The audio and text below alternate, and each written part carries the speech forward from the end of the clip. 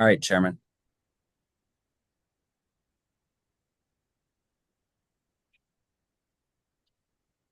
Good afternoon. The Board of Adjustment is now in session. My name is Anthony Robinson, and I will be chairing today's meeting. Attending today's virtual meeting are board members George Hitt, Joe Klitzing, and Mel DeSimone. Also in attendance for the city is Mary Hart Burton, zoning administrator for the city, Evan Winkler, community development planner for the city, who will also represent the city in the cases we are hearing today, Andrea Gutierrez, lead zoning specialist. Uh, our court reporter for the board is Archer Mellon. I'm sorry, our attorney for the board is Archer Mellon. Our court reporter is Laura Stewart. Today we will hear 5 cases. First, we will hear from the city's representative who will explain why the permit could not be issued. Next, we will hear from the applicant or their representative of the project. Please be prepared to explain your hardship and answer inquiries from the Board of Adjustment. Then we will hear from those in favor of the appeal and then from those opposed. Please be concise, as testimony will be limited to 3 minutes per person. When you come online via video or telephone, please wait to be sworn in by the court reporter, then please state your name and mailing address. To ensure proper records for our court reporter, we ask that those online or by telephone to remain on mute. Following testimony on all of today's cases, the board will go into its deliberative portion of the hearing, at which time we will vote on all cases heard. The board will notify each applicant or their representative of its decision in about 2 weeks. You're welcome to remain during our deliberations. However, we will not hear additional testimony at that time. You may also call the lead zoning specialist, Drea, tomorrow at 314-622-3666 to learn the outcome of your appeal. Again, that number is 314-622-3666. Rob, will you please read appeal number 20596? 20596-4920 Hampton Avenue. Swear or affirm that the testimony you're about to give will be the truth, the whole truth, and nothing but the truth? I do. Good afternoon, board members. My name is Evan Winkler, Community Development Planner for the City of St. Louis, and I'll be representing the Building Commissioner. I'm here to present evidence of an appeal to operate a manufacturing, production, and packaging of candles business with retail sales at 4920 Hampton Avenue. The basis for denial of Urban Candle Company concerning the Building Commissioner's refusal to issue an occupancy permit authorizing the petitioner to operate a manufacturing at 4920 Hampton Avenue in City Block number 5695.00 is as follows. Present zoning for this address is Zone F, Neighborhood Commercial District. The intent of the applicable zoning provisions are to fix reasonable standards to which buildings and structures shall conform. And the applicable zoning code provisions are section 26.40.020 and/or 26.40.025. Use regulations and conditional uses of the F Neighborhood Commercial District do not allow the appellant's proposal as stated above. Evidence of lawful nonconformity is not presented. In summary, the applicant is applying for an occupancy permit, which includes manufacturing or the creation of candles at this address, and manufacturing is not a permitted use or conditional use in the F district. Therefore, a use variance would be required prior to approval. The City of St. Louis Planning and Urban Design Agency states that there is no neighborhood plan for this location. However, the 2025 Strategic Land Use Plan calls this a medium intensity corridor, which is intended to be pedestrian focused with many types of commercial activities and many types and sizes of residences. Small scale manufacturing and artisanal production are explicitly encouraged in this designation in order to bring a wider range of jobs and assets to the surrounding neighborhoods. Therefore, planning staff finds the request of appeal number 20596 is in keeping with the city's comprehensive plan. Are there any questions for me from the board members?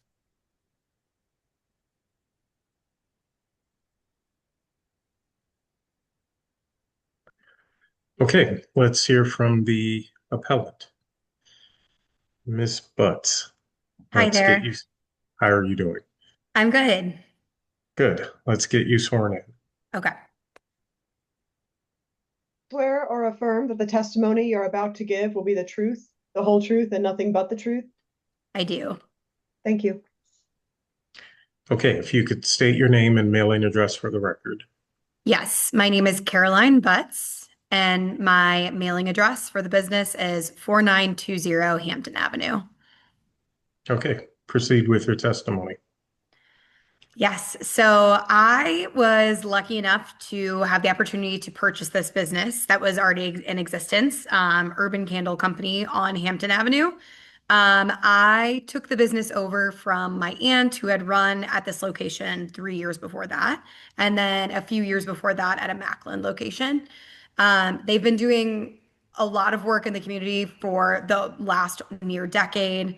And it's been amazing. And I've gotten the ability to take over the business. I've been back in St. Louis for over a month now, and it's really cool to see all the involvement in the community and what they've been able to do. I purchased all of the inventory that was already here. So candles had already been being produced at this location for 3+ years. So we will just be continuing all the exact same operations, just under a new LLC because I'm the new owner. Okay. Any board members have any questions?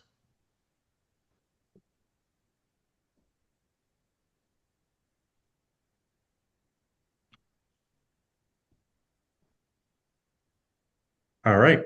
Thanks, Ms. Butts. Is there anyone here to testify in favor of this appeal?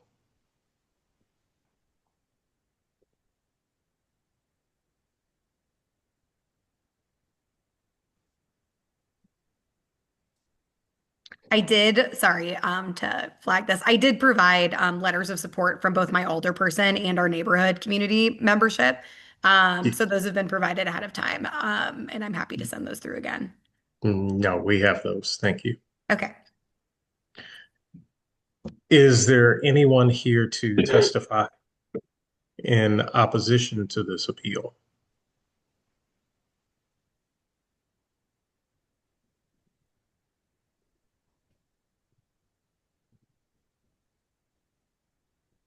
Chairman, Yes, Drea. I'd like to ask, what would her hours of operation be? And how many employees would she have? No.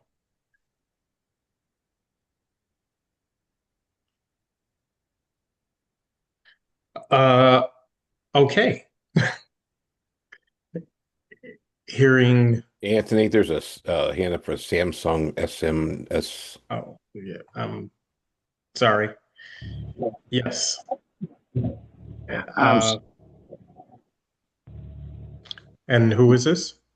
Good afternoon. I'm sorry I was having trouble logging in. My name is Curtis, last name Royston. Okay, Mr. Royston, you are here for which item? For the one with Suzanne Page. Okay, we are not there yet. Okay.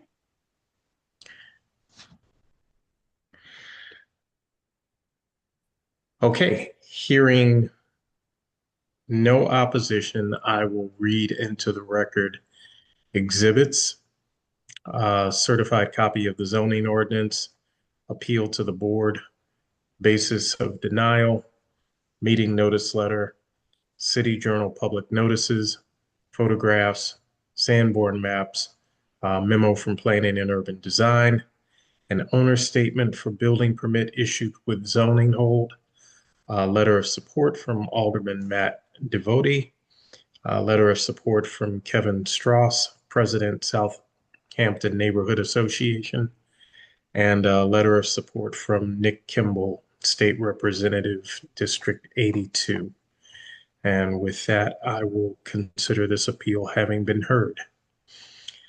Drea, can you read appeal number 20602?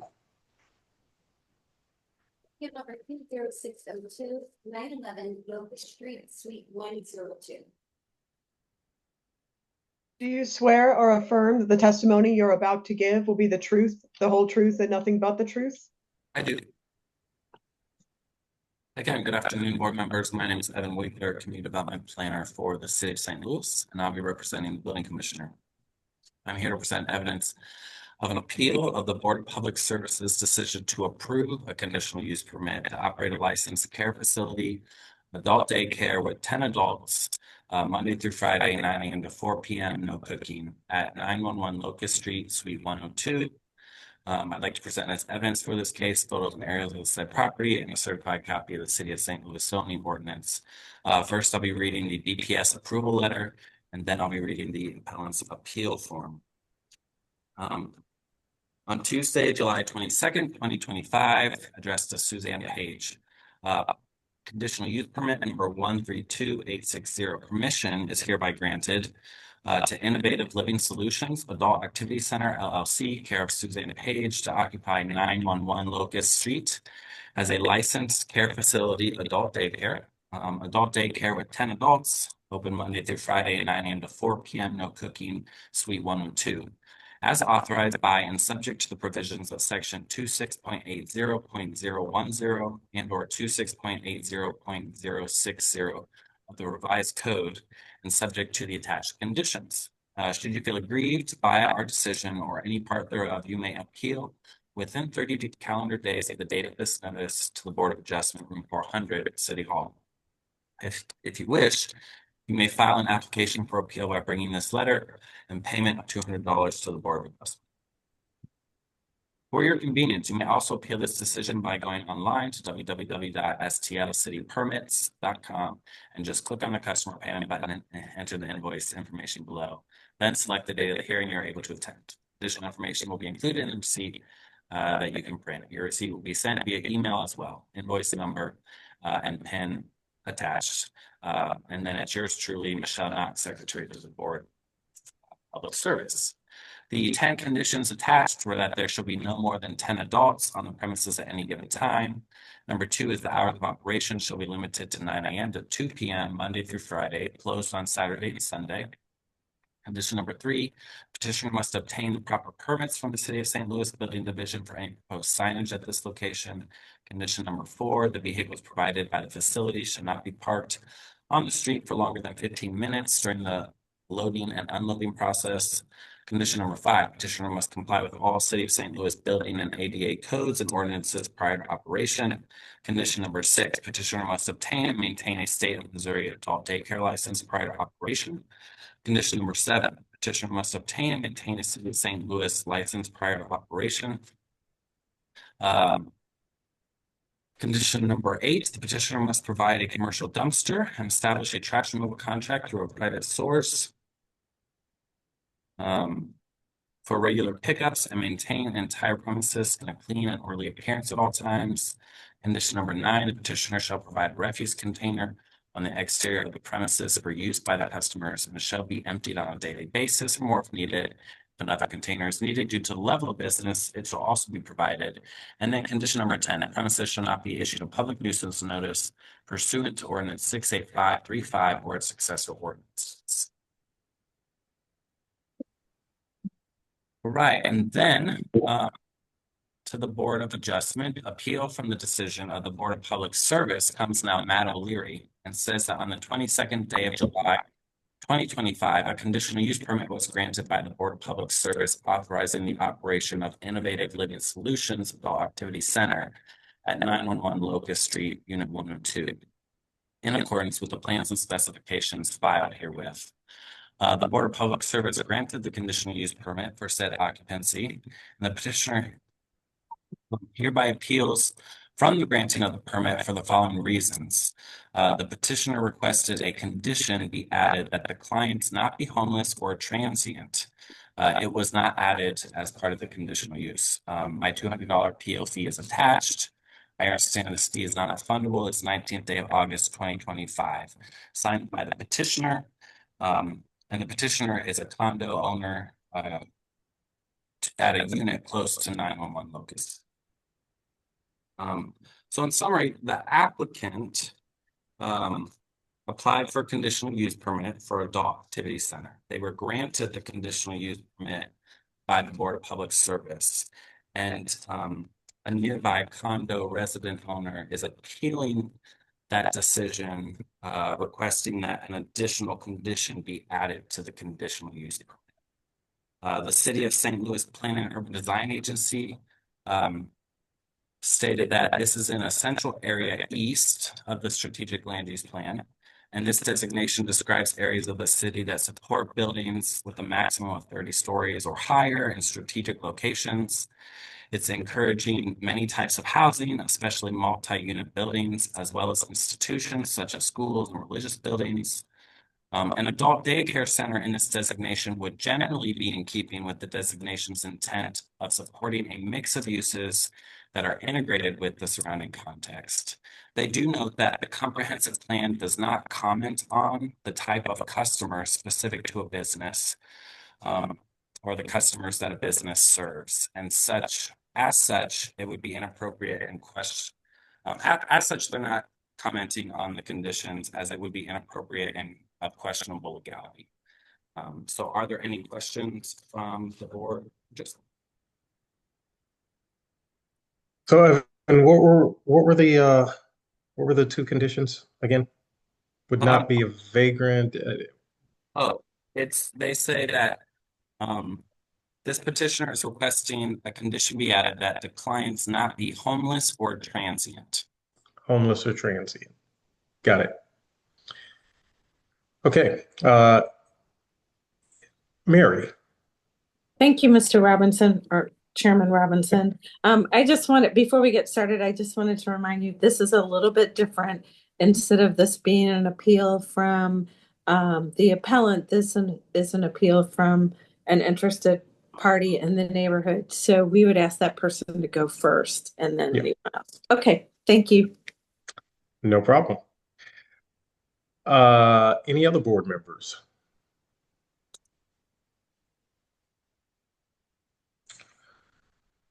Okay, let's hear from the appellant, Mr. O'Leary.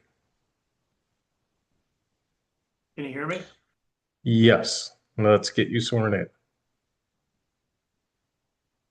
Swear or affirm that the testimony you're about to give will be the truth, the whole truth, and nothing but the truth?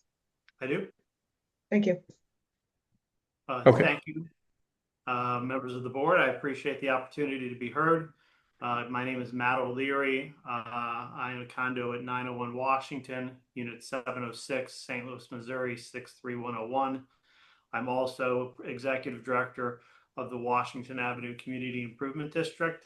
That includes the area at 911 Locust, which is the subject property.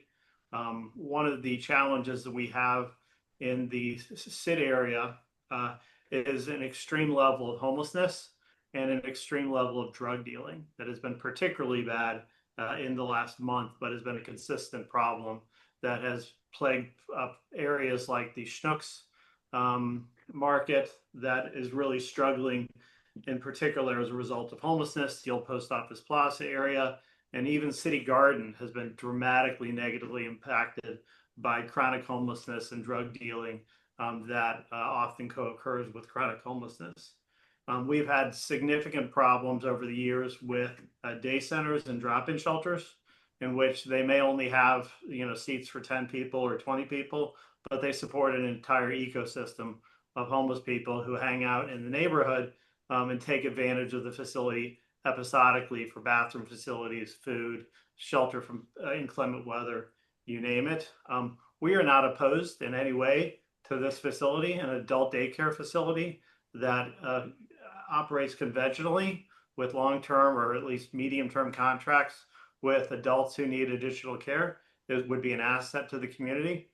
All we are looking for is some additional conditions that would keep this from becoming a problem given the existing conditions with homelessness and transients in the neighborhood. So we're looking for some sort of condition that would require that the facility enter into, week-long, month-long contracts with the clients, as you typically see in a daycare setting, so it doesn't turn into the type of drop-in center or transient facility that we're concerned about.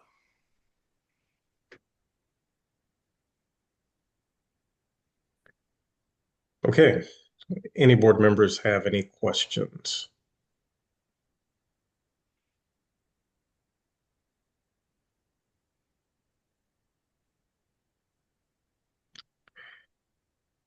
Thank you, Mr. O'Leary. Is there anyone here to testify in favor of the appellant? Mr. Pister, let's get you sworn in. Mr. Pister, please raise your right hand. Do you swear or affirm that the testimony you're about to give will be the truth, the whole truth, and nothing but the truth? I do. Thank you. Thank you. My name is Dan Pister, and I support. Mr. Pister, before you go on, I need your mailing address for the record. Okay, sure. My name is Dan Pister. Mailing address is 1010 St. Charles Street, Unit 401, St. Louis, Missouri 63101. Thank you. Thank you. I support Mr. O'Leary's comments and his appeal in this process. I'm the chair of the Downtown Neighborhood Association. My personal residence is also a block away, and my wife serves on the HOA board for that condo building. And, we're in no way opposing the adult daycare center itself. I think that use would be fine in the area. And it seems like the operator certainly has, the background to operate that type of center. With that being said, as Mr. O'Leary stated, the area, it does have a high concentration of homeless individuals. This specific location is on the street level to where, you can walk in from the sidewalk directly into the facility. And that lends some concerns that, there could be some sort of transient use, even though the operator may not be asking for that or wanting that. We do support a condition that would state that,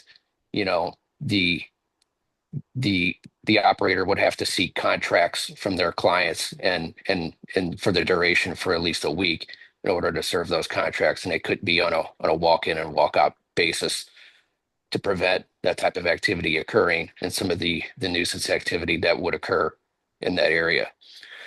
So that's where the neighborhood association stands, and obviously our HOA, and we do support Mr. O'Leary and his appeal, and try to uphold the quality of life in our downtown so that we can have a prosperous downtown. Thank you. Any board members have any questions?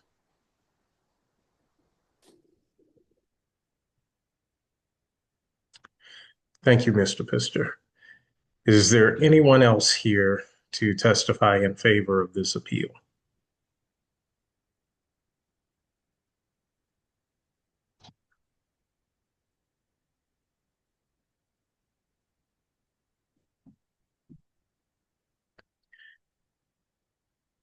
Okay. Is there anyone here to testify in opposition to this appeal?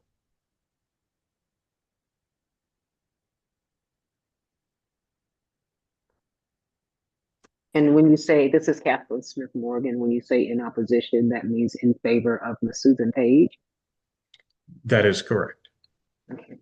That would be myself, Catherine Smith Morgan. Okay. Let's get you sworn in. Sure. Let me switch hands. I am on my cell phone, so my apologies. Sure. That's all right. If you could just raise your right hand so that way I could see it in your video. Thank you. Do you swear or affirm that the testimony you're about to give will be the truth, the whole truth, and nothing but the truth? Yes. Thank you. Okay, can you state your name and mailing address for the record? Sure, my name is Catherine Smith-Morgan. My mailing address is 5108 Raymond Avenue, St. Louis, Missouri, 63113. That is in the Academy Sherman Park neighborhood. Sure. Go ahead with your testimony. So I, in favor of the Innovative Solutions Adult Daycare Center, I just want to, on behalf of Susan Page, and please let me step back. My apologies. I thank you for allowing me to speak. In this case, what I do want to say in favor of Susan Page is, and the Innovative Living Solutions Adult Activity Center. My mother is a current attendee of the adult daycare. She has been a attendee for, I want to say, in excess of 5-6 years. She absolutely loves being there. She is neither homeless, nor is she in transient of being homeless. I wanted to give a little light as to the activities that occur at Innovative Solution. It is in the name. The activities that occur at the daycare, at the adult daycare, have really given my mom a quality of life. She absolutely loves it. She has been disabled probably the past 25 plus years, if not a little longer, and have been to multiple adult daycare centers. This particular adult daycare center, under the leadership of Suzanne Page, has been a life change for her. It has given her back that the will to live, as well as a quality of life. She attends most weeks, anytime between 3 to 4 days. And also, when she comes back, I'm always asking her, hey, how did it go? She loves it. She loves attending. She loves the activities. And me, myself, I have been a participant in some of the activities that have happened. The families are able to come in and participate in some of the activities. When I'm not at work, I do try to attend and participate, and the activities have been wonderful. Again, in the name, Innovative Solutions Adult Daycare Center, it is just that. It is innovative. It is there to assist families like myself and my mom for the adults to have a better quality of life. And so on behalf of Innovative Solutions, this facility has not been a facility for transient individuals. The members there, or the attendees there, I've seen them. They have been long-term attendees, and nor have I noticed there being any homelessness of people being homeless going in and out of facilities, and or anyone who is in transition to being homeless. So that is all that I have. If anyone have any questions for me, I would love to continue speaking on behalf of them. Any board members have any questions for Ms. Smith-Morgan? Monitored and analyzed for compliance and to improve. My name is Russ McClellan. I speak with. Who are you, Mr. Representative?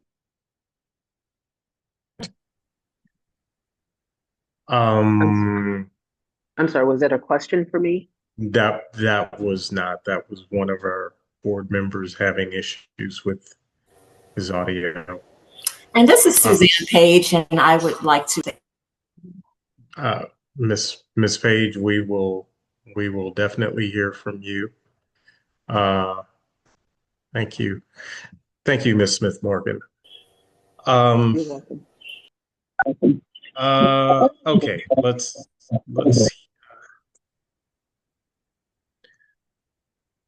hear from Mr. Royston. All right. Good afternoon, and I'd like to thank you, sir, and Mr. Royston, we need to get you sworn in before. I apologize. No problem. Do you swear or affirm that the testimony you're about to give will be the truth, the whole truth, and nothing but the truth? I do. Thank you. All right, Mr. Royston, if you could state your name and mailing address for the record. Curtis Royston III, mailing address 5206 Thrush Avenue, St. Louis, Missouri, 63120. All right, proceed with your testimony. Well, good afternoon. I'd like to thank you, Mr. Chairman, as well as your board members for allowing us this opportunity to speak on behalf of Innovative Living Solutions, and in particular, Ms. Suzanne Page, for the leadership she gives to the organization as the founder and owner of the business.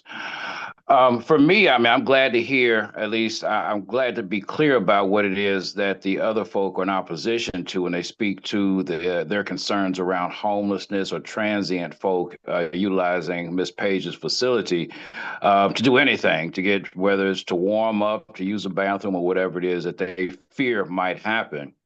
I can say to you as the board that that is not a concern that needs to be heard, or it should not even arise if people are familiar with the way Ms. Page has ran this business. I've known her for, good God, it seems like it's been forever, but I guess it's been maybe 20 years that I've known her to operate the business. I know her not only as a contractor who has been in to do work on the building and the business that she owns on Washington, but also as a friend, and as someone that has frequented the address that she's currently at. I know that she's worked in her community, in particular on her block, to make sure that those types of issues are not issues in her community on her block.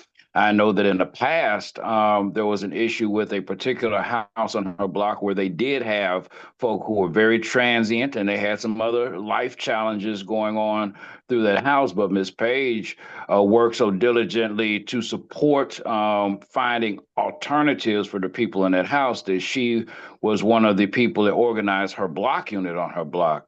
And it wasn't necessarily to push people away, but it was to find solutions that would allow the block to continue to beautify itself in the way that it has. And there's a church on the block, and they work to put gates up at one end of the block in order to beautify the block. So she's really done yeoman's work in order to add to the quality of life where she's at.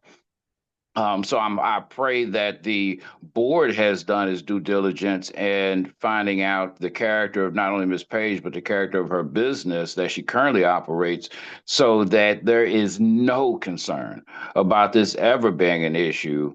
At least the two issues that they raise around the homelessness and transient folk utilizing the facility. Because if Ms. Page is nothing else, she's a loving human being, and one of her primary focuses I've seen has always been to ensure the safety of those who are invited into her business, either as guests or as clients. So I just wanted to make sure that I jumped in the middle of a work day. This is so important to me.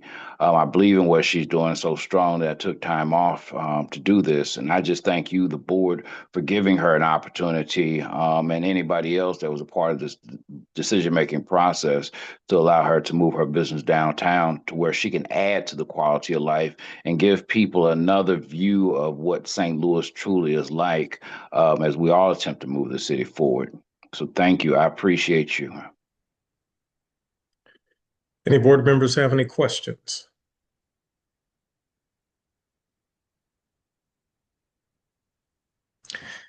Thank you, Mr. Royston. Mr. Andrews.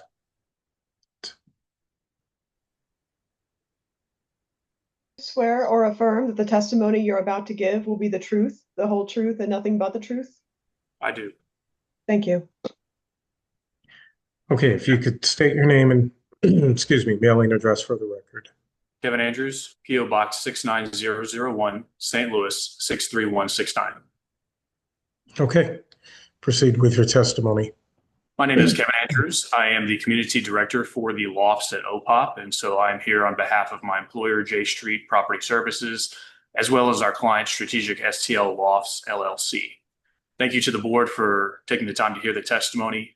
I'm a St. Louis native who has recently returned specifically to the downtown area because I want that same vibrant community that Mr. O'Leary and Mr. Pister spoke about. And so I think we've got a lot of common ground there. We were very excited to hear of Ms. Page's plans when she approached us about leasing the space on our first floor.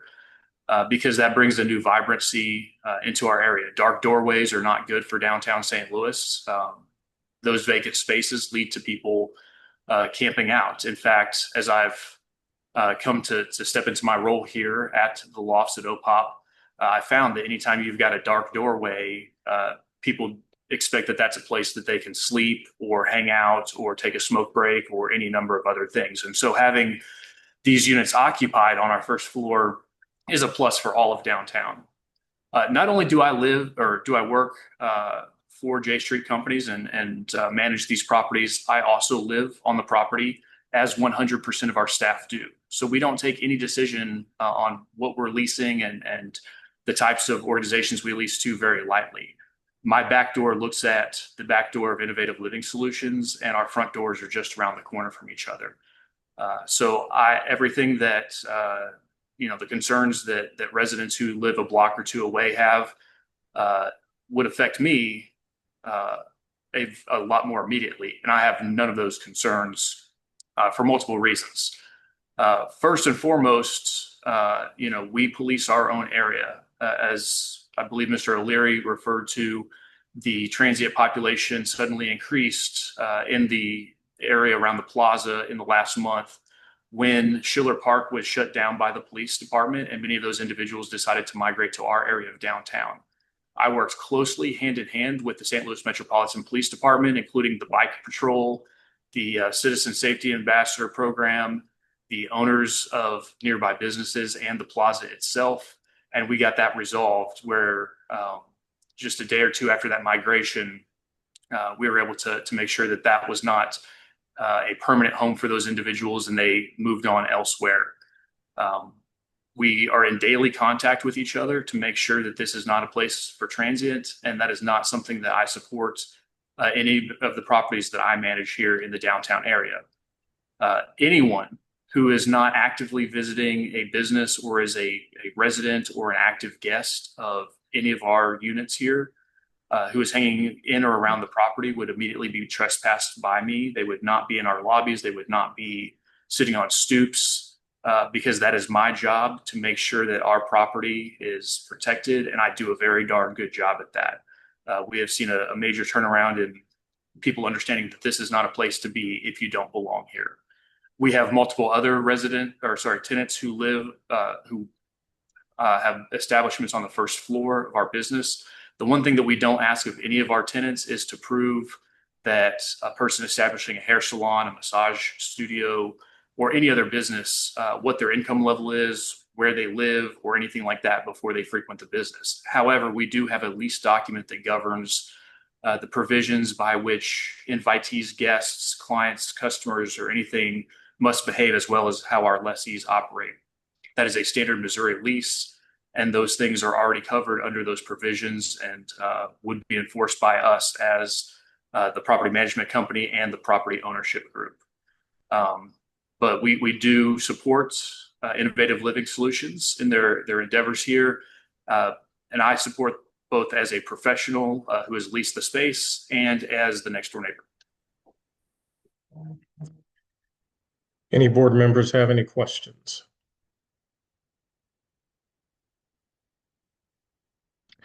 Thank you, Mr. Andrews. Ms. Neal.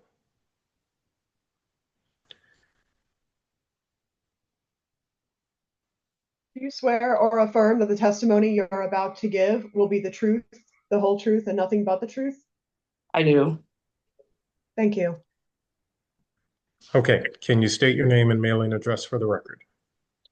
Victoria Neal, 3900 Humphrey Street, St. Louis, Missouri, 63116. Okay, proceed with your testimony. Hi, I am first. Thank you for this pleasure. Lord, I'm going to move past that. Thank you for the honor to speak today and address this appeal. I am an employee at Innovative Living Solutions. I am the activities coordinator here. And so I get to work with all of our clients and all the individuals who come in to our building. And so the first thing I'd like to address is the fact that all of our clients housed individuals who have been members of the community throughout all of their lives and now are at a place where we get to serve them the same way that they've served the community. And so I first just like to acknowledge that that is our clientele of just people who have been St. Louis natives, who have loved the city, who have given so much to the city, and now we get to give back to them in such a joyful way of giving them things to do throughout their day, a place to be known, seen, and cared for. Also, I'd like to include the fact that most of our clients to get admittance to our center go through their insurance. And so I know there are some ways to have insurance without having housing, but that is not our clientele. Our clientele mainly uses housing based or at least some sort of insurance where they have to give their housing information. So to that extent, that is the most that we actively like assure that they are all housed. But more than that, we know our clients. We know our clients the same way one of our clients' daughter came on and talked today. Like we do life with them so that we know where they're living, we know where they're staying, we know who's coming in and out of our building. And therefore, we also have longer term contracts through their insurance. So I know that they had requested that we get week or month long contracts through their insurance. Their contracts are usually for much longer than that. And it's contracted through their insurance and not directly with them. And so then to have an additional condition, there we go, for them to not be unhoused or to not be transient would be an unnecessary addition to the contract that we already have, but also then go into like for who that contract would be, that is an unnecessary contract for us and for us to send that anywhere else for it to be for the community or sorry, I feel like I'm stuttering, but to be like for that to be sent out to the community or anything like that would violate our client's privacy or their HIPAA, to which we abide by with the medical procedures and anything that goes on within our building. So to that point, it just would be too much and unnecessary for our clients in that way. But then on the other hand of who we allow in our buildings, due to clients' safety and just us wanting what's best for our clients, we don't let people who are not approved to be in our building. And that also goes along with the condition of there being a 10% occupancy limit on our building at a time. There's no space for the unhoused, for anybody to come in and use the restroom, come in and sleep, take a smoke break on our porch, because that would hinder the safety and just the use of our building. All right, that was a lot, but I hope my point came across of that is not what we are here for. That's not what we're moving downtown for, and that we do care about the community because the community is what helps make our clients feel safe, makes them feel comfortable, and is what welcomes them to whatever area we move to. So thank you for your time. Any board members have any questions? Thanks, Ms. Neal. Ms. Primer.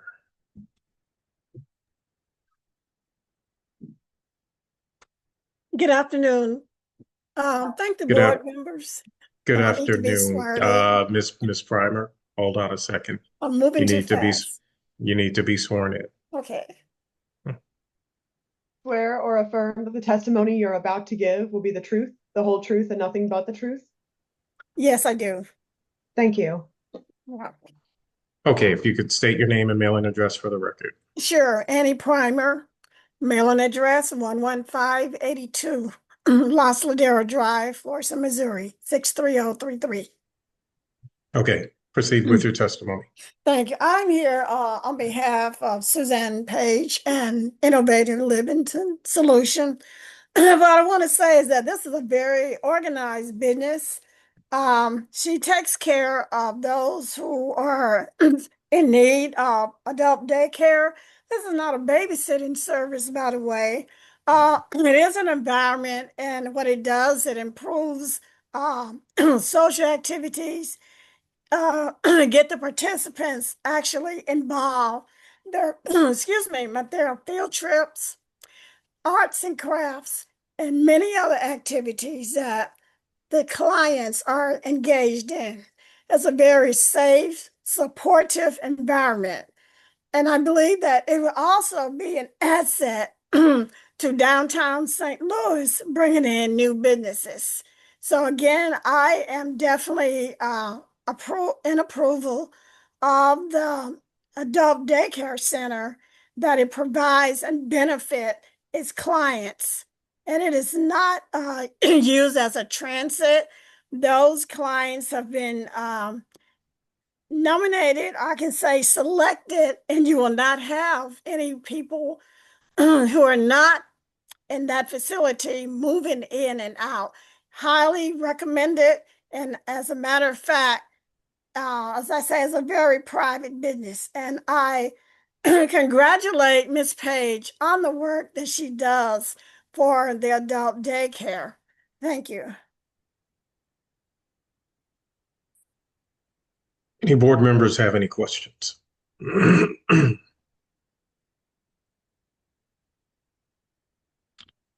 Thank you.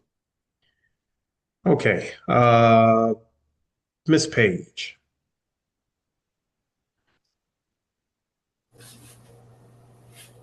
Yes, this is Good Suzanne. afternoon. Good afternoon. Let's get you sworn in. Swear or affirm that the testimony you're about to give will be the truth, the whole truth, and nothing but the truth? I do. Thank you. Okay, if you could state your name and mailing address for the record. Suzanne Page, 911 Locust, Suite 102. Okay, continue with your testimony. Okay, so I appreciate the opportunity today to address the board regarding our adult daycare at 911 Locust. And I want to take this time to clarify our purpose, address any type of concerns that you guys have, and highlight the positive impact that our business is going to bring to the downtown area. Just like many communities, people with disabilities, they face a lot of chronic issues, and a lot of them face isolation. And this is just individuals would just be at home watching TV and kind of doing nothing. So adult daycare is kind of filling the gap during the daytime hours and provides a lot of respite for individuals that are taking care of individuals. And this could be your ailing parents, it could be family members, but it offers a lot of support. There are key things that our program does. And I would like to describe some of the key benefits that our program will bring to the vitality and positivity of the downtown area. One is if you talk about the health, social, and emotional well-being of participants in the program, we have individuals, once again, who suffer from disabilities, but also suffer from loneliness. A lot of individuals don't have individuals to help them, take care of them, and help them just on daily tasks. So that's one of the main things that we do, help individuals get out of the home and to be with their peers in a loving environment. Let's talk about cognitive stimulation with all of the activities that we do, programs like exercises, game, art, music, mentally engaging activities. It has studies show that these activities help with depression. So, and let's not talk about depression because that can go on to other ailments and issues that a person can have. There is a physical health department with the services that we provide. We have an RN who monitors vital signs, medications, nutritional needs. And our main goal is to keep individuals from out of institutions. So studies have shown that adult day programs do that. So there's respite for the caregivers, which is a really big thing because we have individuals who have to work and you have to balance your employment, household duties, and things like that. Well, one of our services that we offer respite to caregivers to give them a little bit of rest and to breathe a little bit, which makes them more successful on their job, which helps, not being able to call off work and things like that. So there's so many benefits. I mean, I could really just go on and on with the benefits of what we have, but there are many types of businesses that pose a challenge or a threat to the downtown area. And clearly, our business is like not one of them. Our adult daycare will bring stability, sustainability, and renewed life to the community downtown. I've been a business owner like 2 decades. And even before that, I was doing entrepreneur things. But operating in the Central West End is where we're coming from, which is a private district. And I've never had anyone to complain about the services that we offer. As a matter of fact, I've only got compliments on the services that we have offered. I'm a long lifetime member, resident of St. Louis. Matter of fact, I live downtown as well. I actually moved myself downtown when I decided to move my business downtown. So I'm walking distance between with 9/11. I'm deeply invested in the success and safety of the downtown area because this is an area in which I live in. Also, my family shares the same commitment as well. My son, he's been a successful business owner downtown for 5 years. My daughter is an entrepreneur for over 7 years. So I'm bringing a entrepreneur spirit and community engagement that is going to be amazing downtown. During the initial condition hearing, I was told that there was some type of misunderstanding that, hey, you're going to house the unhoused population. And I want to clearly affirm this again and again. That is not our mission. It's not our focus. Our adult day center serves individual seniors and people who have loved ones at home, and we offer support for the loved ones. We have nothing to do with the unhoused. It is disheartening to feel that I must repeatedly defend the value and the legitimacy of adult day centers, and when decades of research show this is not what we do, and I am I'm here just to explain exactly what we do so that everybody can be on the same page. Sometimes it seems that the obstacles we face in the process have less to do with sometimes zoning and service type and more to do with underlying bias and resistance. And a lot of times things that we don't know about, we have a resistance to because we don't know about the individual. We don't know about what type of business this is. So clearly with all the support that you see today for the business, we are not in that type of business. So I am aware of the challenges that face downtown, and those challenges are our challenges, because I live downtown myself. I live here, I work here. I care deeply about the community in which I live. I want downtown to thrive because I'm going to be there. I still believe in downtown's potential. A lot of people say a lot of negative things. Why did you want to move downtown? You're in the Central West End. You're in a great community. Why would you want to move down to the problems? Because I want to help. I am an asset to the community. And I just think it's very disheartening that I have to prove myself of, what kind of person I am coming downtown.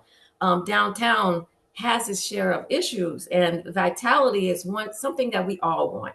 And so in conclusion, I just, I wanted to stress all the positive, contributions we can bring downtown, and that we are definitely an asset to the community. And if anybody at any given time would like to come in and tour our center, it is open. And I think a lot of people, when they come into our center, because we are more like kind of visual and performing arts center, when they come into the center, they really have a different impact and they know the benefits that we would bring. But our mission basically is the same as Citizens for a Greater Downtown. We want to improve the neighborhood in which we live, work, and invest, just like everybody else. And that's all I have to say. Any board members have any questions?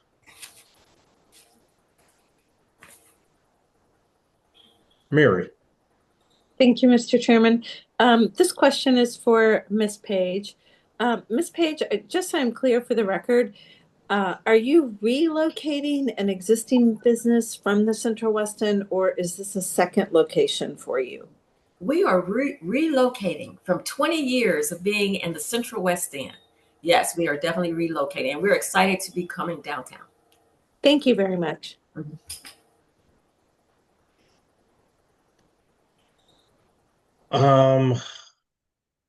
Okay, let's see. We've got Lolita Graham. I guess we'll start there. And let's get you sworn in, Ms. Graham.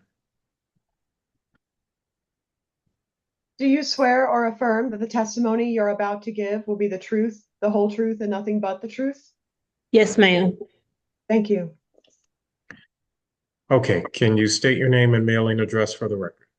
Lolita A. Graham, 3219 Dodia Street, St. Louis, Missouri, 63107, first floor. Okay, go ahead with your testimony. Yes, I just want to say I've been coming here for a couple of months and I enjoy coming here. It's a blessing for me because it's somewhere for me to come every day instead of being home because I don't drive. I can't drive. And it's a blessing for me to come here every day because I meet people and I get to see people and deal with people because I don't have to just wake up and look at TV and I have someone to talk to because I live by myself. And I used to have a dog, but I had to get rid of that dog because I couldn't take care of it no more. So this gives me a place to come and venture out with people and have a lifestyle instead of being at home looking at four walls. And learning Susan, I learned from a person that came here, which is Sheila Lewis. And coming here is a good thing for me because it brightens my day instead of me being home depressed. And so I look at life better now since I've been coming here because I was in a depressed mode. But now I'm not. I'm happy as I can be, you know, coming here and it gives me somewhere to go.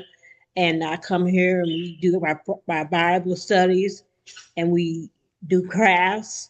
And it's not like anything that, like I'm listening to y'all talk today and he was saying that it brings homeless people. We haven't had that around here since I came here. I haven't seen none of that happen. So I don't know why they would think that, but I know that I come here and I have a good time. I don't never be angry when I go home. I get a good meal. I get a good meal every morning. I get a good meal every afternoon. And sometimes when I go home, I don't really have to eat because I be so full. I don't have to eat anything because I have eaten here. And I just love coming here, being in this spot. And I don't see why we can't have the place downtown because it wouldn't be bothering anybody. So that's my statement. That's what I want to say.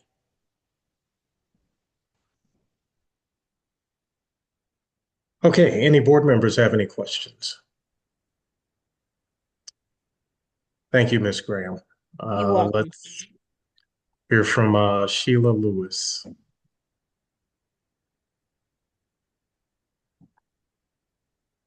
Swear or affirm that the testimony you're about to give will be the truth, the whole truth, and nothing but the truth? Yes. Thank you. Okay, Ms. Lewis, if you could state your name and mailing address for the record. My name is Sheila Lewis.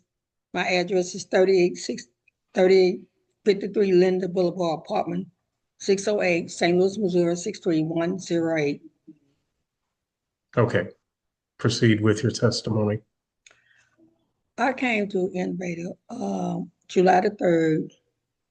I've been here 2 months and I really enjoyed coming here. It's very safe and I get good meals here. We do arts and crafts and we go on field trips and all that good stuff. And I Bible study and I just love them. So I don't see no reason why we can't be any problem downtown because we're in a safe place and I know Susan's gonna have it safe.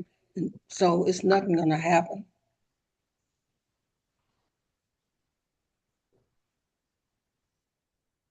Okay. Any board members have any questions? All right. And let's hear from Carlene Smith. Yeah. Yeah. Let's get you sworn in, Ms. Smith. Do you swear or affirm the testimony you're about to give will be the truth, the whole truth, and nothing but the truth? Yes. Thank you. Okay. Can you state your name and mailing address for the record? Carlene Smith, 5108 Raymond Avenue, 63113. Okay, go ahead with your testimony. I would like to say I've been coming here for about 6 years now. I came in, I was so depressed and so I didn't talk to anybody. I was just into myself. But the third week, I think it was the third week, I started communicating a little more. I started liking the place. I mean, it gets real enjoyable. We get out on Friday, every Friday. We do games and all kinds of stuff. We have fun, and I like that. And so I got out of myself a little, and this is about the safest place I can be because I don't want to be nowhere that I have to hide or somebody gonna come in and shoot or anything. I love it. And we keep the door locked the whole time we here. Only time that door is open when we're going out or when we're going home. Or somebody knocks on the door and we look out there and see who it is. And that's it. You don't have nobody hanging around our place because there are people that's very nice and they don't want nobody hanging around. That's not right. We don't want nothing hanging around us because it's in here learning things that we didn't know before. We in here to have fun, and we do not need no outsiders to mess us up.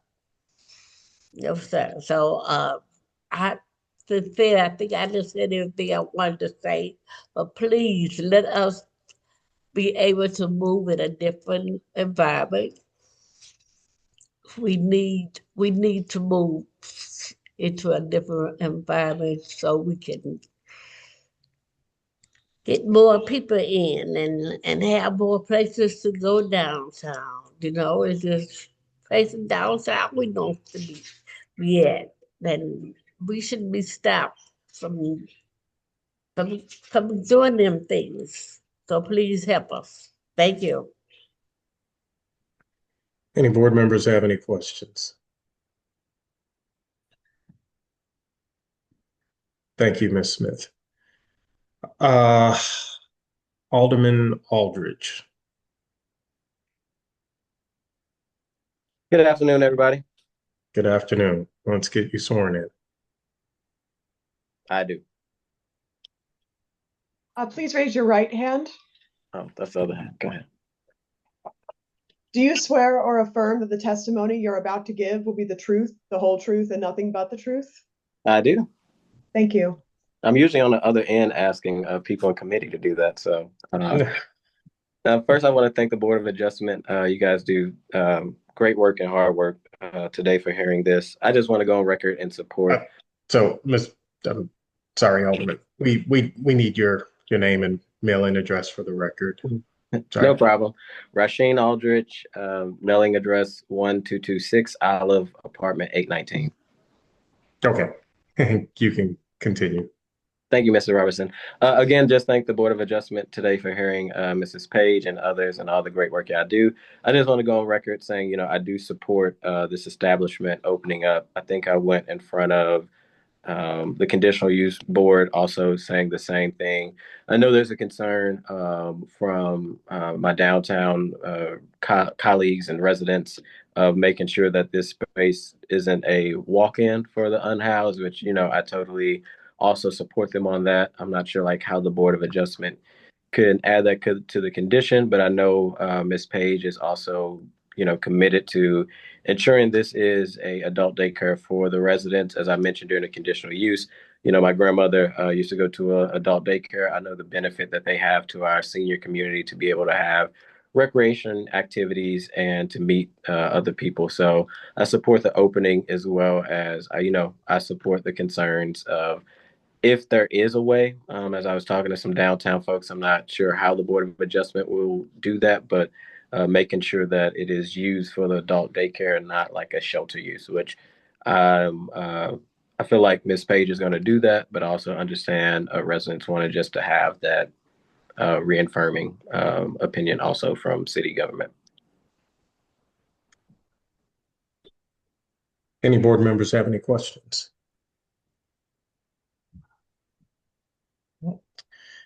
Thank you, Alderman. I think Ms. Mary. Oh, sorry. Thank you, Mr. Chairman. I just wanted to take this opportunity to address the concern about this becoming some type of a shelter or a place for the unhoused. I want to remind the board that the application is for an adult daycare center, and that as part of the occupancy permit process, a building inspector will go through that and they will determine that it's being used as it's applied for. Should there be a problem in the future, whether that problem comes to our knowledge through a constituent or an elected official, that something other than a daycare or adult daycare is being run here, that building inspector has right of entry, and he would be able to go in and determine that. And if they were operating something other than what they had an occupancy for, then he would take the appropriate action and direct them to come in and apply for that.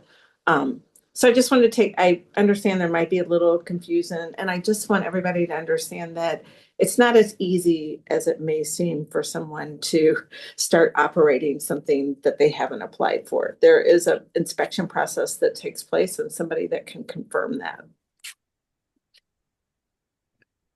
Thank you, Mary. Is there anyone else here to testify in opposition to this appeal? Yes. I know. Hi, how are you doing?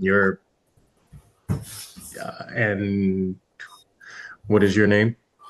Willie Williams. Okay, Mr. Williams. So let's get you sworn in.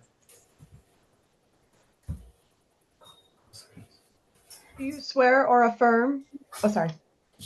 Do you swear or affirm that the testimony you're about to give will be the truth, the whole truth, and nothing but the truth? I do. Thank you. Okay. Can you state your name and mailing address for the record? Willie Williams, 3853 Glendale, St. Louis, Missouri, 63108, 4608. Okay. Go ahead with your testimony. Well, I've been with Sue over 12 years, probably a little bit longer than that. And this daycare has been improved. I mean, I like it. I try to help everybody. We help each other. And it's very strong in here. We do all kind of activities. I ain't never been to a daycare like this day in my life. Since I've been out, since I came to Sue Daycare, I've been motivated. I stay busy. Keep me happy when I come here. And when I leave, I feel a lot better. It's just something about her program. We do activities, art, have Bible studies, all kind of activities we be doing around her. So I just want y'all to give us a chance to move down there and start a new environment down there. We don't do none of that. Let people in, none of that kind of stuff. We don't do that. And she's a very strong person. She take her job serious. Okay. Any board members have any questions?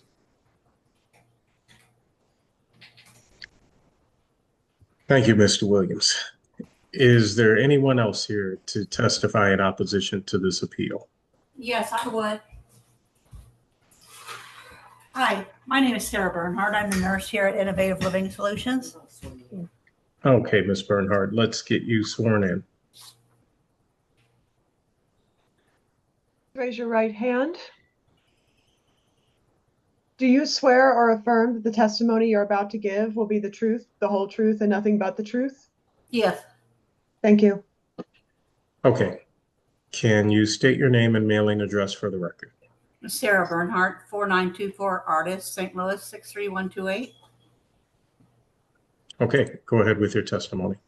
Okay, I'm the nurse here, and I've been here 5-6 years, and I fill their Medi planners up weekly, update their medication profiles, call in meds that need to be refilled, review the purpose of each meds, review their medications, diet, especially diabetic diets, because we have several of them that are diabetic, and I monitor their blood sugars, make sure that's doing good, and give insulin that's accordingly to that.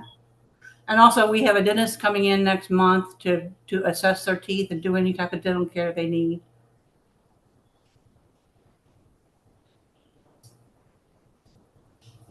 Okay. That's it. That's okay. Any board members have any questions? Thank you, Ms. Bernhardt. Is there anyone else here to testify in opposition to this appeal? Can you guys hear me? Yes. My name is. Yes. All right. Thank you. I would like to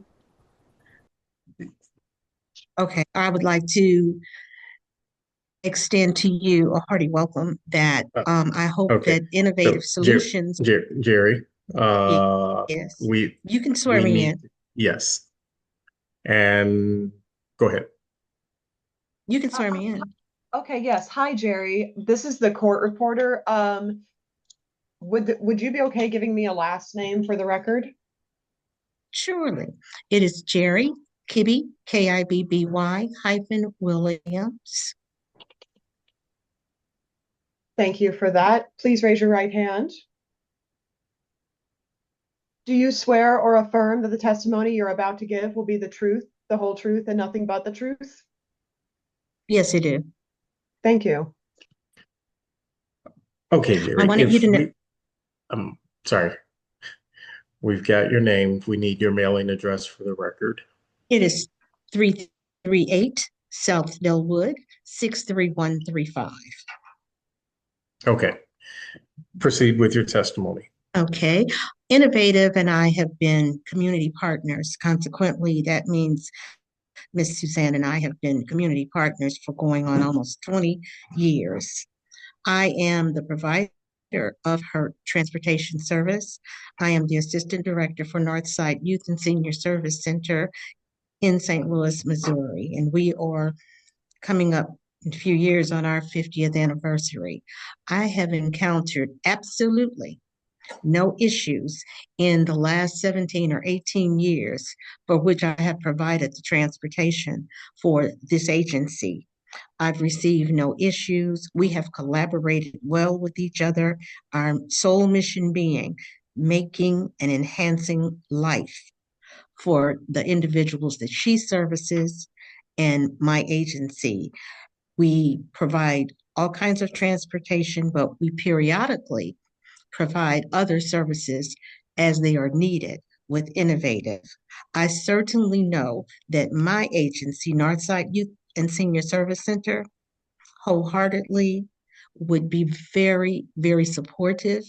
We hope that this board is going to be supportive when Innovative Solutions moves in to their new site in downtown St. Louis. It's only going to enhance the area and enhance some of the individuals who need those services, who oftentimes don't even know that these services are very closely related in terms of location and professional individuals who can assist them in making life better for themselves. So thank you for allowing me to speak. And I hope that this appeal is taken away because we all need Innovative services. What we need is maybe one or two agencies like theirs. Thank you for allowing me to speak. I am complete. Any board members have any questions? Thank you, Ms. Kibby Williams. Is there anyone else here to testify in opposition to this appeal?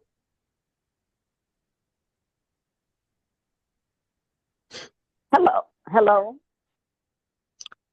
Yes. Ms. Skinner. Yes, Miss Skinner. My name is Miss Skinner. Address 6 Miss Millstone Skinner, Drive. Miss Skinner, hold on just a second. We need to get you sworn in first. Okay. Ms. Skinner, since you're on the telephone, can you verbally confirm that your right hand is raised? Yes. Do you swear or affirm that the testimony you're about to give will be the truth, the whole truth, and nothing but the truth? Yes. Thank you. Okay, Ms. Skinner. Now, if you could state your name and mailing address for the record. Name Carrie Skinner. Address 6 Millstone Campus Drive, St. Louis, Missouri, 63146. Okay, go ahead with your testimony. Okay, I am in support of Innovative Living Solution, and I have seen this business grow from the very first start, which has been 20 years. I have been a volunteer with Innovative Living Solution, and Ms. Page, she offers great service to the community. She takes care of her people, and she also, as well as the staff, clients, and the community. Some of the services that she offers, which I'll just go over, you've heard them, as far as personal assistance with her clients, exercise, social activities, medication reminder, transportation, meals, quality of life, and peace of mind for her caregivers. I think that Ms. Page would be an asset to the community downtown, and I appreciate if you all would grant her that for that location. Thank you. Any board members have any questions? Thank you, Ms. Skinner. Is there anyone else here to testify in opposition to this appeal?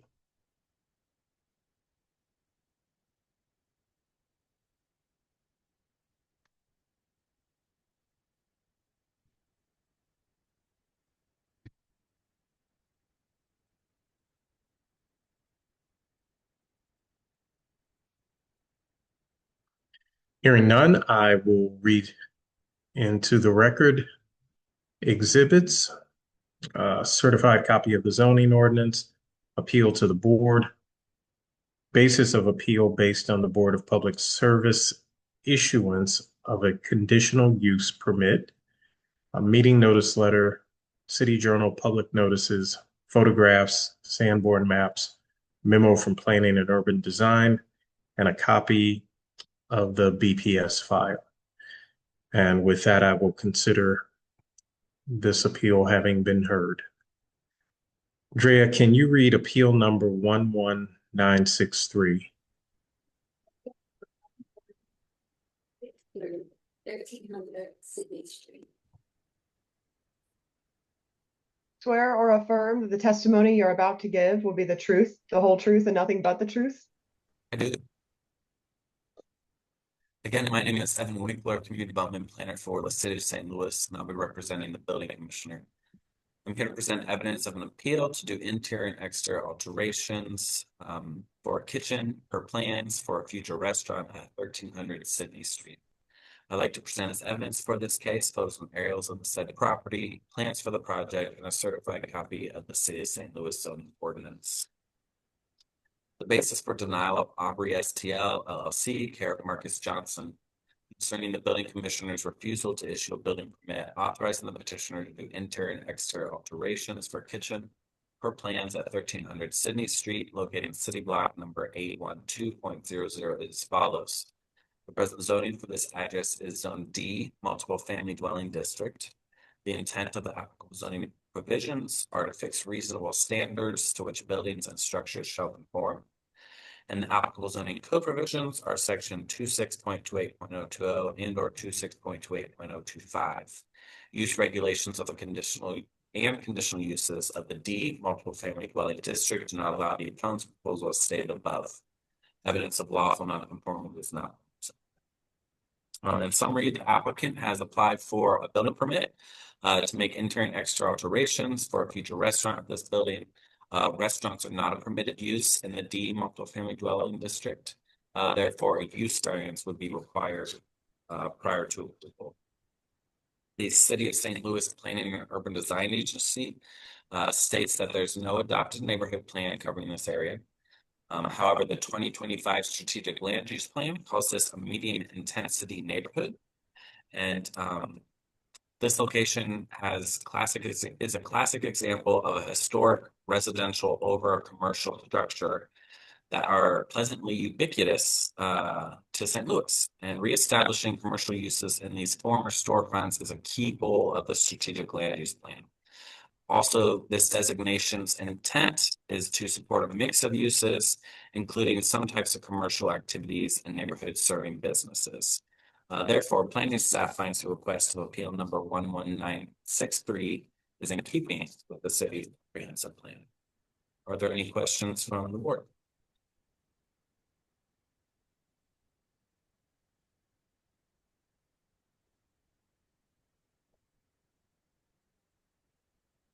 Okay, let's hear from the appellant.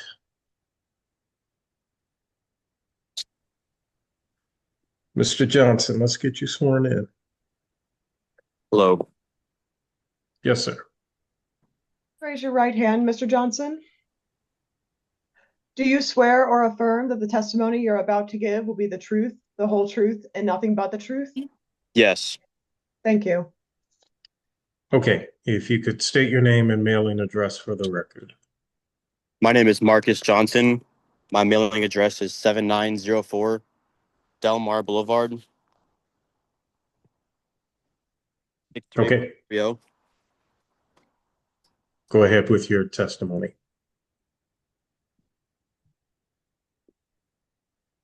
Thanks for having me, the Board of Adjustment. I'm Marcus Johnson. I'm one of the co-owners of Aubrey STL.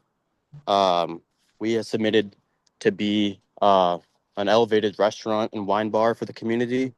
And with the build-out process, that involves a kitchen, a hood system, bar seating, tables, all that you would expect for your typical restaurant. We were denied our usage because of the zoning issue for multifamily dwelling. And we submitted the appeal process because the building is commercial use, and we signed a lease for a restaurant and wine bar. There is 4 tenants above us that have agreed with the landlord's permission as well for occupancy. And there's we're in the Soulard neighborhood, and kind of by Benton Park. There's plenty of restaurant bar businesses in the neighborhood as well in the same district. So that is why we submitted our appeal. A little bit about our business. We wanted to be an elevated cocktail, wine bar, restaurant, serving small plates. We're a full kitchen. It's about 50 occupants. We felt that St. Louis is kind of lacking this kind of dining scene, and we wanted to give it an approach that would welcome the community in a positive manner. We're not really a bar where you are roughhousing and drinking. It's more of a sit-down atmosphere, fine dining, dim lights.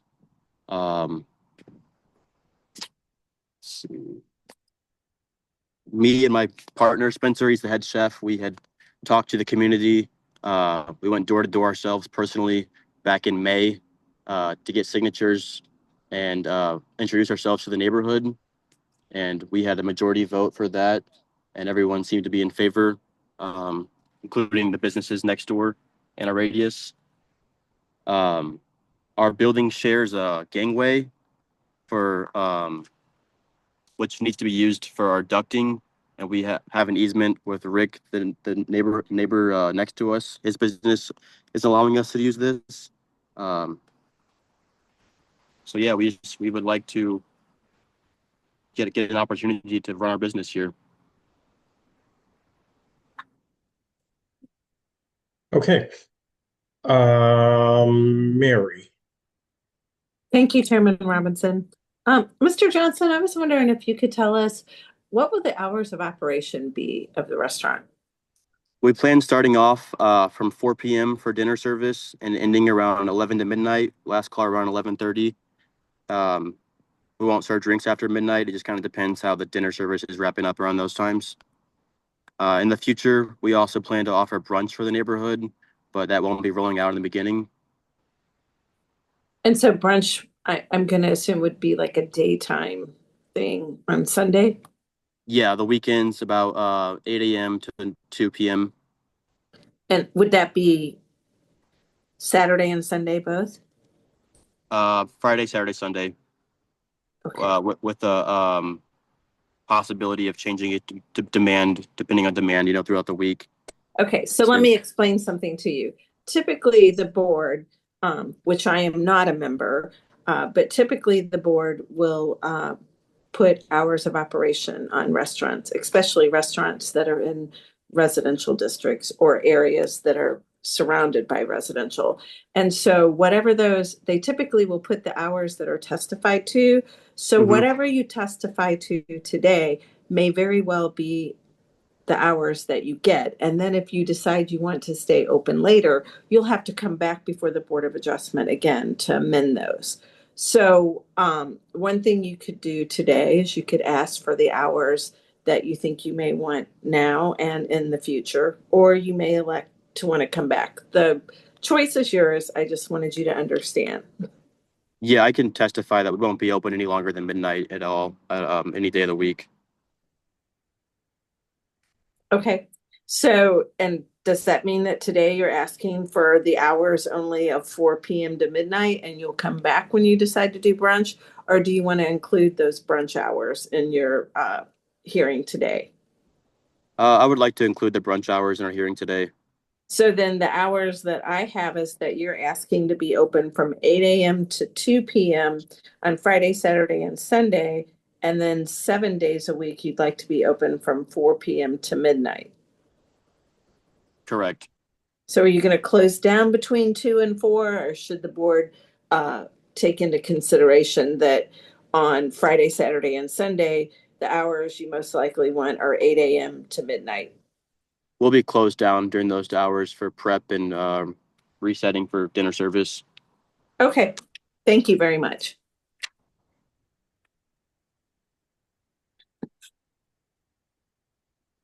Mel.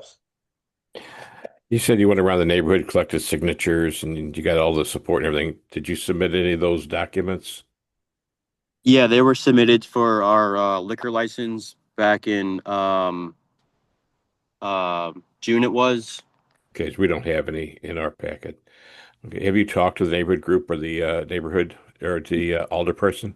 Yes, I had talked to, well, at the time, we've been started this in January, so we're about 10 months in. We had a letter of recommendation from Amanda and the Soulard Historic Group, and we talked to her, had a meeting with the whole team, and then as well as the aldermen for our district, like Ward 8, I believe it is, that I submitted. Do you have copies of those? Yes, I have copies. We have nothing. I don't have anything showing that. They were all emailed I got a letter in the mail, and I emailed all the letters of support and then renderings of our build out as well.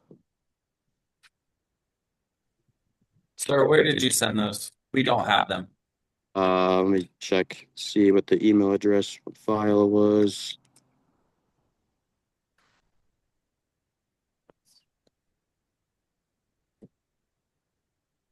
I sent them to ChapmanR at stlouis.mo.gov.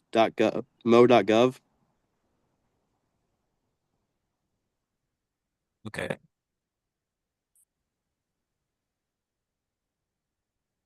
Do you have them available to be sent to us again, Yeah, I can forward them again. like before the end of this meeting?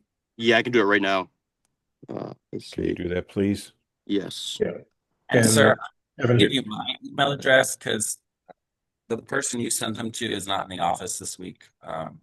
So do you have access to the chat right now or not? Let me check. Sorry, I'm on my cell phone. Yeah, Just lift my zoning. phone, or I can put it in the chat. Yeah, I can see the chat. Okay. We would greatly appreciate getting like I said, if you have that support, we'd like to see that. Absolutely. Thank you. Do you have access to a dumpster? There is a rear alleyway shared with some of the other neighbors that we plan to use for the dumpster off street and sidewalk. Is that a city dumpster? No, it would be a third party dumpster. Okay. That's all. Thank you. Mel, would you like me to read standard conditions for restaurants while he's sending that? Yes, if you would please. These are the standard conditions of a restaurant. Now, if something comes up that you say you would not be able to meet or that we couldn't do that, then you need to let us know that we can discuss that in deliberations, okay? Okay. All right, sir. And just a second, Evan.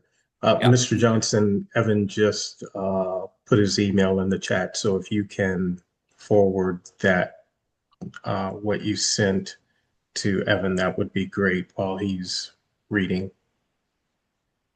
Yep, I got it. Getting it sent over right now. Okay.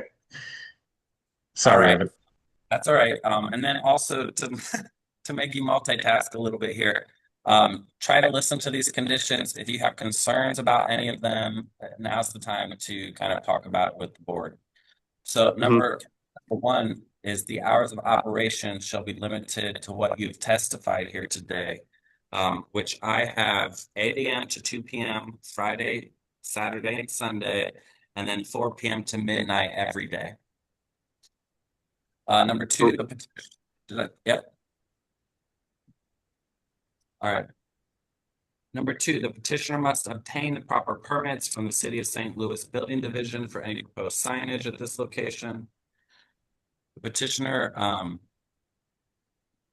shall provide a commercial dumpster and establish a trash removal contract or a private source for regular pickups and maintain the entire premises in a clean and orderly appearance at all times. The petitioner shall provide a refuse container on the exterior of the premises for use by the customers and shall be emptied on a daily basis or more if needed. If another container is needed due to the level of business, it shall also be provided. Condition number 5, the facility shall have no cord or rope type LED lighting surrounding or framing its windows and doors. Number 6 says no liquor, alcohol, or non-intoxicating beer shall be on the premises at any given time. But you testified that you plan, obviously, to have alcohol. Number 7 is no cooking, selling, or seating on the exterior of the building. So this would include any kind of like patio space. I don't know if you plan to have that. 8 says the petitioner must obtain and maintain City of St. Louis business license prior to operation. And number 9 says the premises shall not be issued a public nuisance notice pursuant to ordinance number 68535 or its successor ordinances. Do you have any concerns about that, Mr. Johnson? No, sir.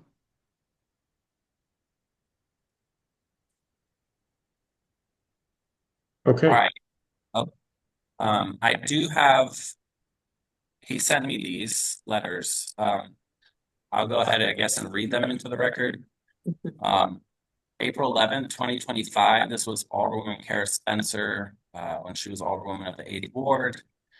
It says, to whom it may concern, as elected Alderwoman of the 8th Ward of the City of St. Louis, I'm writing this letter in support of the proposed Aubrey Cocktail Lounge at 1300 Sydney Street.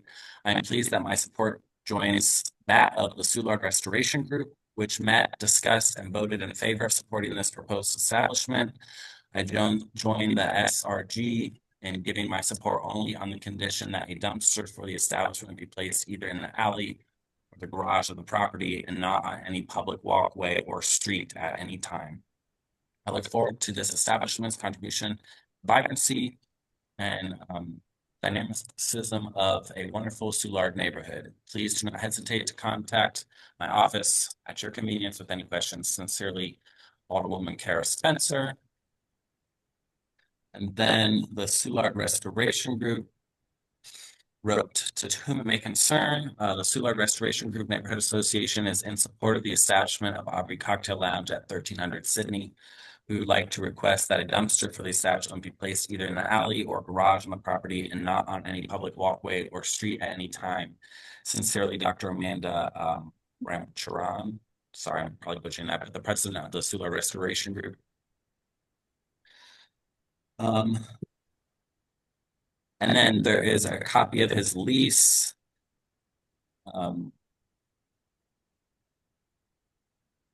Yeah. So that's what was sent over. Any questions? Thank you, Evan. Any other board members have any questions? All right. Thank you, Mr. Johnson. Is there anyone here to testify in favor of this appeal?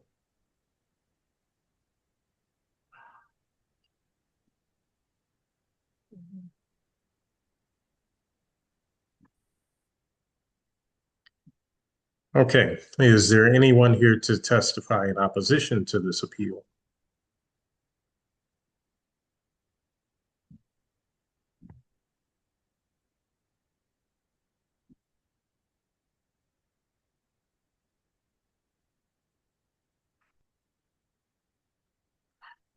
Hearing none, I will read into the record exhibits, certified copy of the zoning ordinance, appeal to the board, basis of denial, meeting notice letter, City Journal public notices, photographs, Sanborn maps, memo from Planning and Urban Design, and a letter of opposition from Walker Hamilton, Historic Code and Zoning Committee, Soulard Restoration Group Neighborhood Association.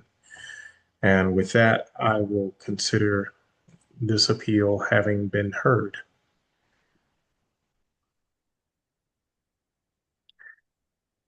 Drea, can you read appeal number 11953 amended?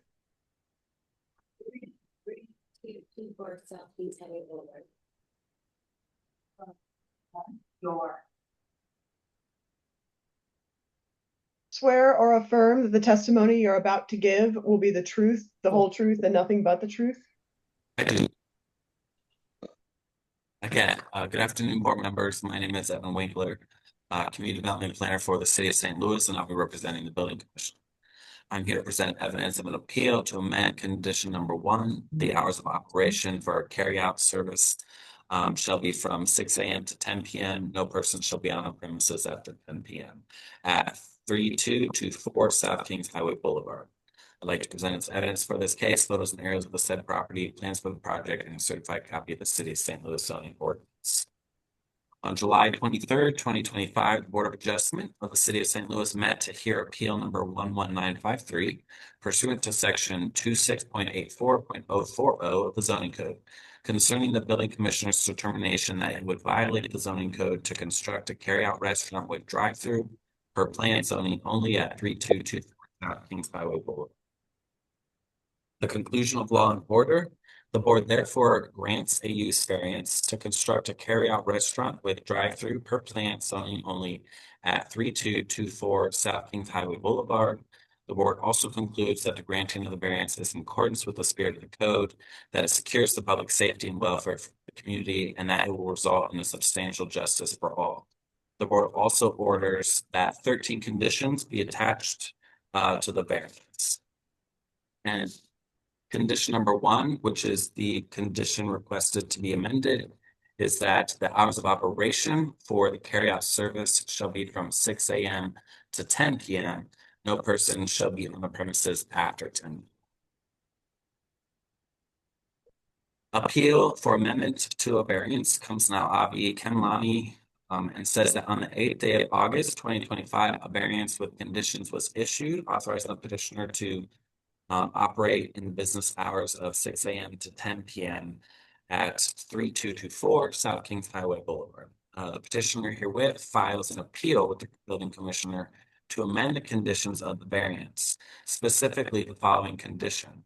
Condition number 1, requests to be open from 5 a.m. rather than 6 a.m. to 10 p.m. My $200 appeal fee is attached. I understand this fee is non-refundable this 8th day of August, 2025. Signed by the petitioner, Avi Kamar. The City of St. Louis Planning and Urban Design Agency states that there's no adopted neighborhood plan covering this location. The 2025 strategic land use plan is silent on the matter of hours of operation. However, the underlying use is supported by the strategic land use plan. Therefore, planning staff finds the request of appeal number 11953 to amend is not in conflict with the city's comprehensive plan. Are there any questions from the board?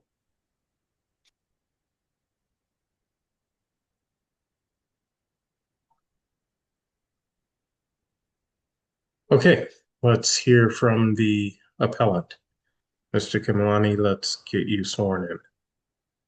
Hi, my name is Avi Kimlani, PO Box 611. No, Mr. Kimlani, we have to get you sworn in first. Please raise your right hand, sir. Do you swear or affirm the testimony you're about to give will be the truth, the whole truth, and nothing but the truth? I do. Thank you. Okay, now your name and mailing address. Sorry about that. First name is Avi, last name is Kimlani. Mailing address is PO Box 6115, Chesterfield, Missouri 63006. Okay, proceed. I appreciate everything the board has done for me so far this year. When I was given the conditions, I apologize. I was new to this coffee concept and I didn't have the hours of operation with me. The minute I realized I made a mistake, I try to rectify it, and that's what I'm trying to do today. So the coffee franchise, they have minimal standard hours of 5 a.m. And actually last week when I was talking to them a little further, they would also prefer, or like their minimal hours are 5 a.m., 7 days a week, and then on Friday, Saturday, 11 p.m. The rest of the remaining days is 10 p.m. So my request is to, if you would allow me to be open 1 extra hour earlier in the morning at 5 a.m. and on Fridays and Saturdays be open 1 extra hour later till 11 p.m. Okay. Any board members have any questions?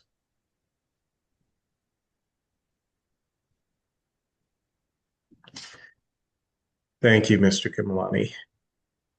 Is there anyone here to testify in favor of this appeal?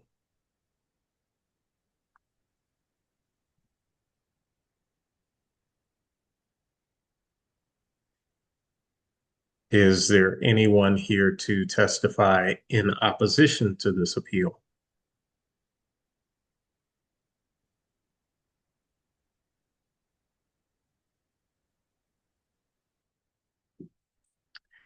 Hearing none, I will read into the record exhibits, certified copy of the zoning ordinance, appeal to the board to amend the variance, copy of the proceedings from July 23rd, 2025, meeting notice letter, City Journal public notices, photographs, Sanborn maps, memo from Planning and Urban Design, and a copy of the original Board of Adjustment file. And with that, I will consider this appeal having been heard. Drea, can you read appeal number 11987? Appeal number 11987, 23 10 Avenue. Do you swear or affirm the testimony you're about to give will be the truth, the whole truth, and nothing but the truth? I do. Again, my name is Evan Winkler, Community Development Planner for the City of St. Louis, and I'll be representing the Building Commissioner.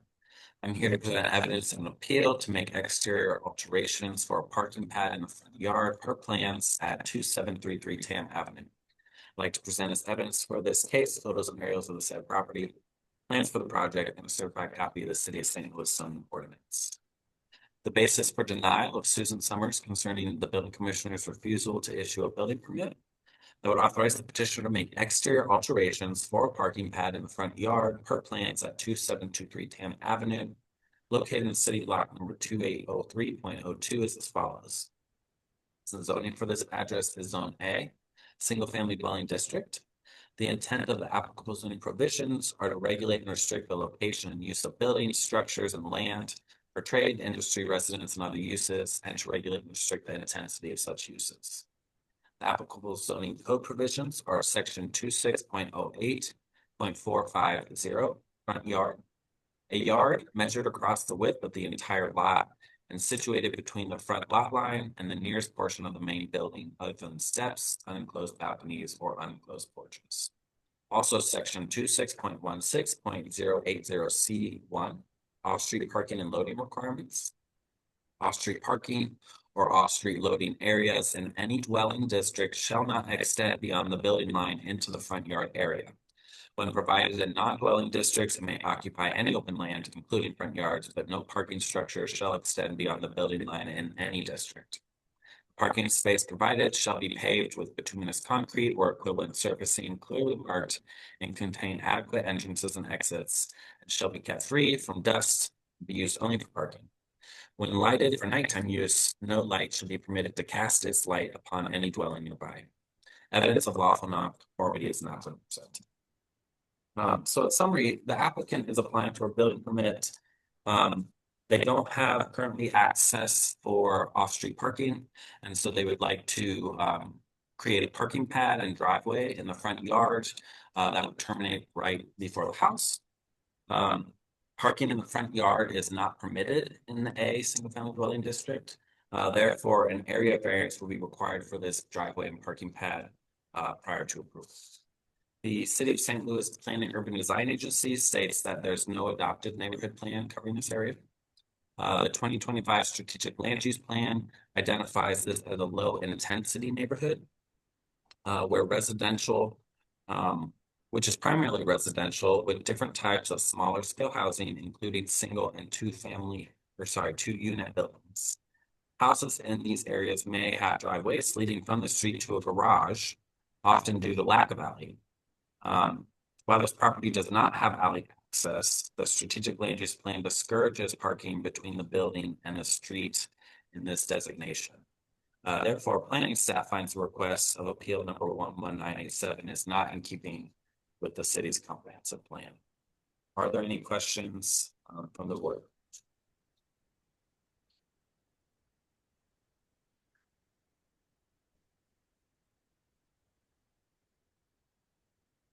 So Evan, the proposal is a new curb cut and driveway at 2723 Tam. Yep. Google is showing that there is an existing curb cut and driveway there. I don't think so. No. 2723 Tam. Okay. 2733. Did I say 23? Yeah, so it shows 2723 Tam on our. Oh yeah. Let's see. Let me see what the application says. 2723 Tam. Sorry if I misspoke and said 33. Yeah, so 2723 Tam. Okay. Let's hear from the appellant. Miss Summers, you're muted. You're muted, Miss Summers. Okay. There you go. Yeah. Do you swear or affirm that the testimony you're about to give will be the truth, the whole truth, and nothing but the truth? I do. Thank you. Okay. Can you state your name and mailing address for the record? Susan Summers, SOMMERS, 2723 Tam Avenue, 63139. Okay. Proceed with your testimony. Alrighty. I know there's a confusion to begin to stir it up with, so that confuses me. It's not actually in the front yard, it's on the side of my porch, and it's like a little alcove, and half the car would be sticking out on the side of my porch and everything. So I just went and looked. It's not in the front yard, as far as like right in front of my porch or anything like that. So anyway, I'm 77 years old and I have lived in the neighborhood for 33 years. And I start out with the start of this was, what's that? Something, are you still there? Yes, we are here. Okay, so something came up. There's a couple of different issues, but I gave you guys a large packet with 3 letters from my neighbors on either side of me, and a lady my neighbor across the street, who allows me to park over there all through like different times during the winter and different times, so that the car is not out there, to have more space and everything and safety. The time I've lived here in 33 years, my cars have been hit 5 times. Most recently, what started all this, besides my physical part, is my car got totaled out in front of the house. They've been hit 5 times, but more of an issue is my physical. I have a new knee, and the other knee, I have an orthopedic letter from my doctor talking about that. I can't do distances as well as I used to. You know, when you get old, you can't do it as much. So every 3 to 4 months, I get cortisone shots right now because of the fact that it bothers me. And so I just really need to have something closer to my house to be able to pull into my parking spot, you know, like up by my house. And in that little alcove that it goes into, only half the car will stick out, not even a full half. And again, it's on the side of my brick porch. And my neighbor who's next door to that has no problem whatsoever about it. And there's plenty of room. So I've just worked very hard to get this to where I could be safer. I'm myself safer. People are speeding up and down Tam like crazy. And it's kind of scary for me since I've gotten older.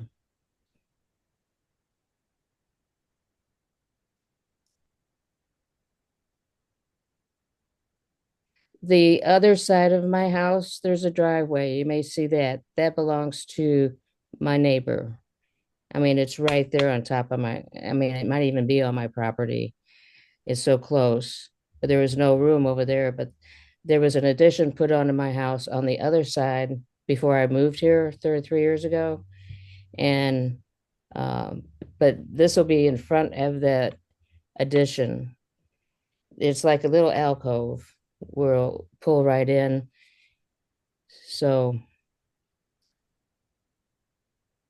and my alderman says it's fine. He's cool about letting me do the construction work with the curb and all that. And Clifton Heights Association doesn't see a problem at their part of it. I don't know, their responsibility or their thoughts on it. So I've got letters from a lot of people saying it's okay. But I'm hoping that you guys will adjust it so I can do that. And I really appreciate the opportunity to talk to you all.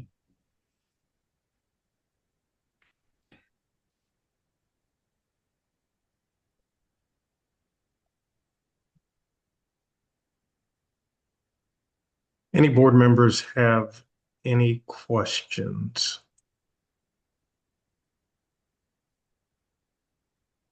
I have a lot of pictures of within 2 blocks of me of the same scenario, even worse, where their cars are even parked further up into the yard.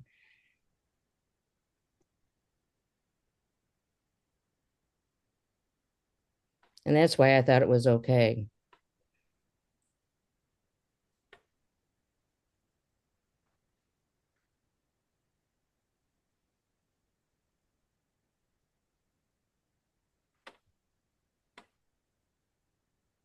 Okay.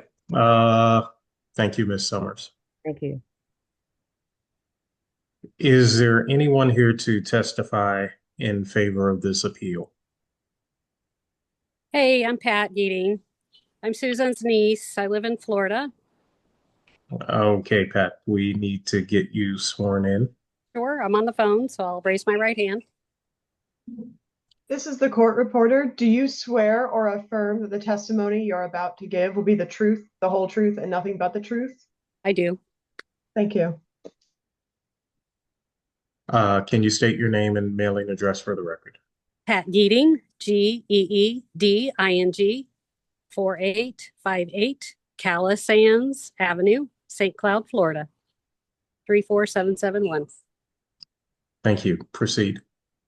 I would just like to say this has really impacted Susan's mental and physical well-being just going through this process, and I would really like to see her off-street parking approved. She has been in a lot of duress with this last incident, totaling her car after the last 4 being hit, 2 of which I believe were in the last 5 years. I think with people distracted as much as they are on the roads these days, she's in a busy spot on Tam Avenue, and she could really use some off-street parking to avoid all of that distraction.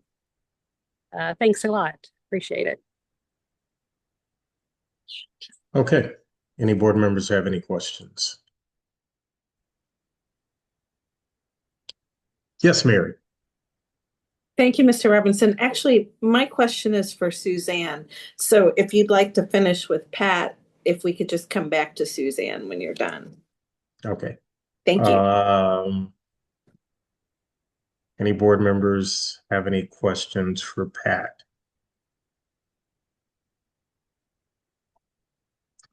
All right, Mary. Thank you.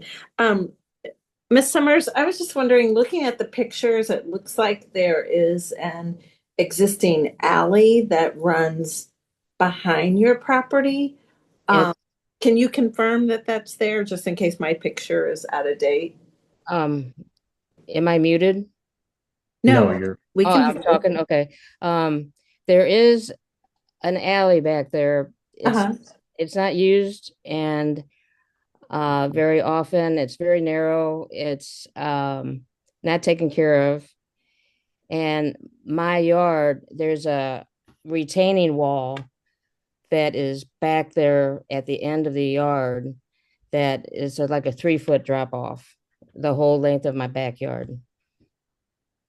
So it's not change in the grade then from the property line of your backyard to the alley. So is that why you didn't explore? Oh, I had people put a explored. parking pad in the rear of the house when they have an alley. It wouldn't, there's not enough room to like back out or anything like that. Okay, thank you. Oh, no problem.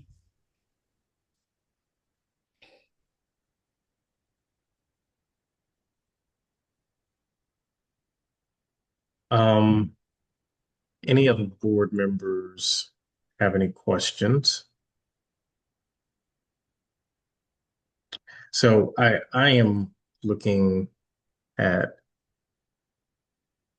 Google, Miss Summers. It looks like that alley is perhaps not truly an alley because although I see pavement off of McCune, it looks like it then becomes vegetation. It is that correct? vegetation, yes. Okay. All right.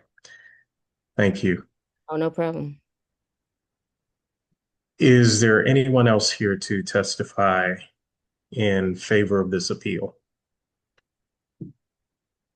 You did receive all of my letters, right? I believe so. We do have letters. I don't know if I don't know if we received everything or not. Evan could. We do, Susan. Yes. Okay, great. Thanks. This has everything. Okay. Is there anyone else here to testify in favor of this appeal?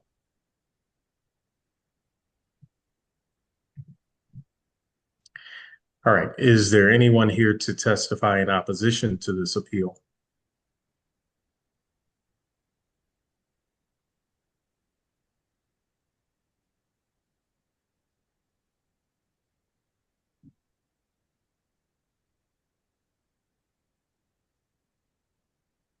Hearing none, I will read into the record exhibits, certified copy of the zoning ordinance, appeal to the board, basis of denial, meeting notice letter, City Journal public notices, photographs, Sanborn maps, memo from Planning and Urban Design, 3 letters of support submitted by petitioner, a letter of support from Fallon Malak, MD, a letter of support from Alderman Brett Narayan, a letter of support from Jeff Pfister, President, Clifton Heights Neighborhood Association, additional information submitted by petitioner, and examples of others doing the same thing in Clifton Heights submitted by the petitioner. And with that, I will consider this appeal having been heard. And with that, this concludes the testimonial portion of our hearing. Thank you, Laura, for your service. Have a great And rest of your day. we will now go into deliberations. Board members, do you need a recess or shall we continue? Keep going. Continue. Continue. Okay. Appeal number 20596, 4920 Hampton Avenue. I don't have a problem with that. Yeah. I think because they're doing it already, it's a matter of changing owners.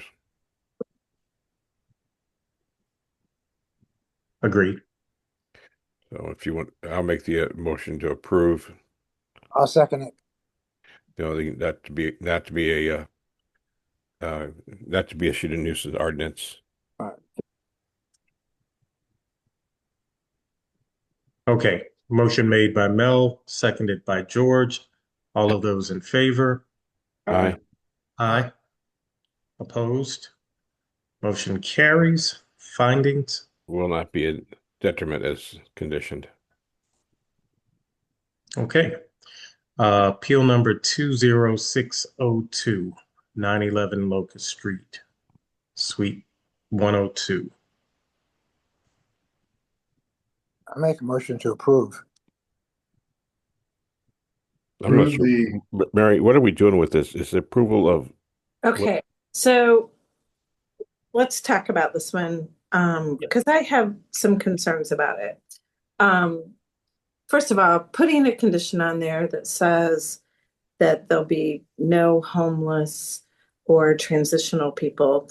We're not talking about a special residential use here. We're talking about an adult daycare center that already has conditions placed on it. Quite frankly, I don't know if you put a condition on there. I have a couple of concerns about it. First and foremost, I'm a little bit concerned about the legality of that and what that means in relation to the Fair Housing Act. But more importantly, I don't know how the staff would ever be able to confirm that. Their hours are pretty limited, 9 a.m. to 4 p.m.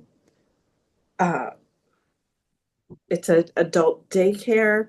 I think we heard some testimony about how people that use their services normally get there through their insurance.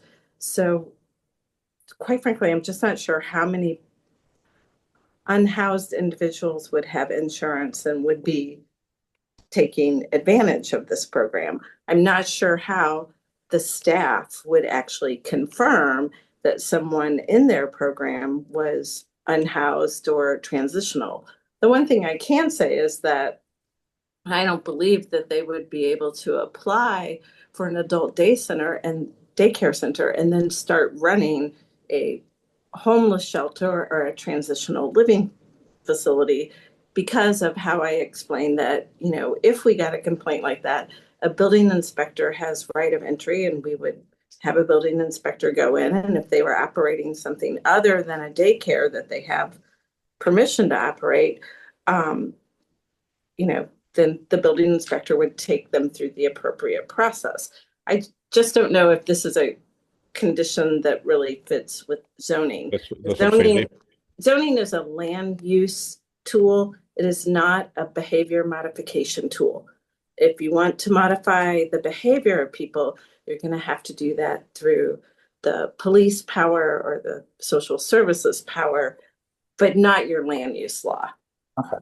But this is this. If I got that wrong, Archer, feel free to chime in. What I'm looking, my question is today is, they've already got the permission to have the daycare center there, the Yes. adult daycare.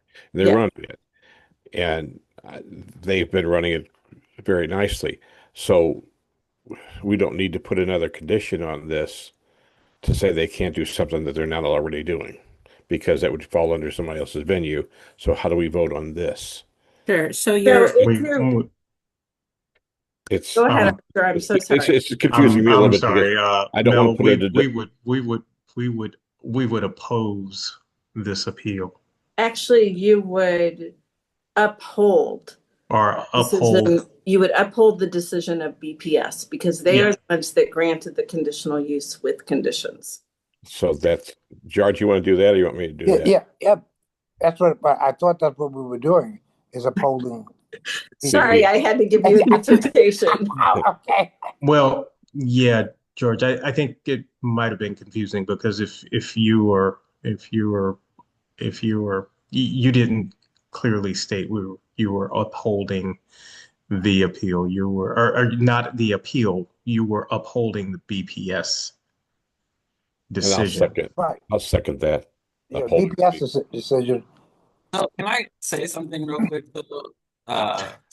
Dre, sorry to really throw a wrench in this, but Dre and I are just noticing, and I don't know if it's an error at BPS or what, but the conditional use permit says adult daycare with 10 adults Monday through Friday, 9 a.m. to 4 p.m. But then when they list the actual conditions, it says 9 a.m. to 2 p.m. Okay, I thought 9 to 4. So this is not related to the condition that's in question. But it is related to, I don't know if this was an error, but there's a discrepancy in. Okay. So Evan, the place to find out about that discrepancy is going to be with Michelle and BPS. I suspect it probably was a typo. Okay.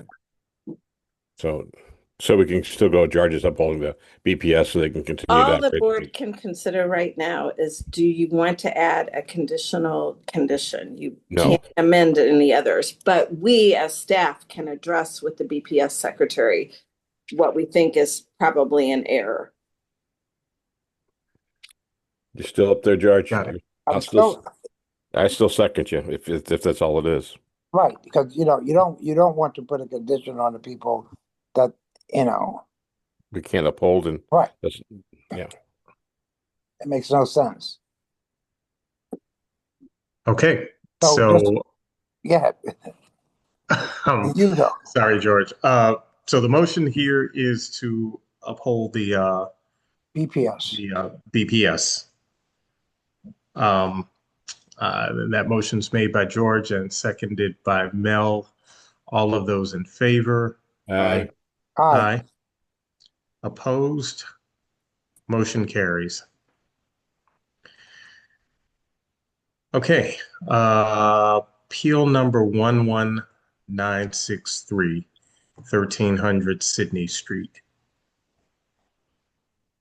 This is the restaurant, right?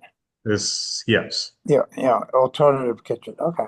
Hey, Evan, I have a question on this one. Did they not need an area variance for parking?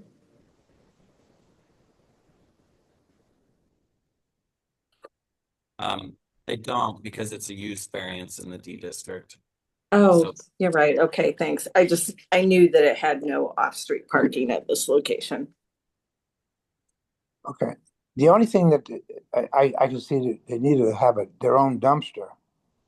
But you said he had Yeah. he had So they're, steel working. I'm intimately familiar with this site because I lived on this street for like 5 years, right around the corner from it. So I think what he was trying to convey is that there's like a little alley that runs behind his business. And at the end of that alley, the antique store has a dumpster. And I think he was trying to convey that he had access to the dumpster of the antique store because he talked about that little alley and going through it. And I know Right. that's where the antique store's dumpster is. And that's when I asked him, they said he had access to a dumpster. So, and I said, not city dumpster. He goes, no. Yeah. So you'd like a condition on there that he maintains access to a Yes. commercial dumpster? Okay. I guess I made the motion to approve then. Yes. I have a concern that they never met with Soulard Restoration Group. Yes, they did. Yeah, they did. Yes, they did. Yes, they did. They have a letter from Amanda. Oh, I thought it was, when I read it, I No, thought it's it was another one that somebody else wrote. They Oh, already yeah. met. okay. They had them. I had them read that in, and he also from Kara Spencer when she was the alderperson. So they've already met with all those people. Okay. They may have not met with the most recent board, but they have met with them. Actually, Amanda is still the president of the neighborhood group. Then I don't have a problem with this. So I'll still make a motion to approve with access to a dumpster with the hours that he stated. Okay. So I'll repeat the hours just because that was a little confusing for me. What I have down is that they would like to be open from 4 to midnight, 7 days a week. No. 7 days a week, and or I guess they would like to be open 4 to midnight, Monday through Thursday, and then Friday, Saturday, and Sunday open from. No, he said he was going to close. He said he was going to from Friday, Saturday, and Sunday. It's going to be 8 a.m. Okay, to I 2 knew p.m. this. Closed Okay, for Yeah, 2 hours. no, you were on the right track, Mary. He's open Friday, Saturday, and Sunday from 8 to 2, and then 4 to midnight. 4 to midnight. Yes. Okay. Yeah. Got it. Thank you. Yes. Yeah, 4 to midnight, 7 days a week. Friday, Saturday, and Sunday, an additional 8 a.m. to 2 p.m. Yeah. Okay. And access to a dumpster. Great. And that nuisance ordinance. Okay. For nuisance also. Sorry, what? Not to become a nuisance property. Right, yeah. Or be issued a nuisance. That's my motion. Okay. I'll still second you. All right. Motion made by Mel, seconded by George. All of those in favor? Aye. Aye. Opposed? Motion carries. Will not be Fine. a detriment as conditioned. Okay. Appeal number 11953, 3224 South Kings Highway. So just up an extra hour. Yeah. Earlier. Well, extra hour in the morning and an extra hour in the evening. So Evan or Dre, can you please confirm for me when I looked through the postings, and the only reason I'm asking this is on the agenda, we specifically stated that the hours would be 6 to 10. No, on the posting, we just post what the condition is. Okay. So it would be fine then for the board to consider an extra hour opening and an extra hour closing. I was just concerned that we had only posted it for the closing hours. No, it says let's see, no, that's the first one. I don't have one for we can't find it.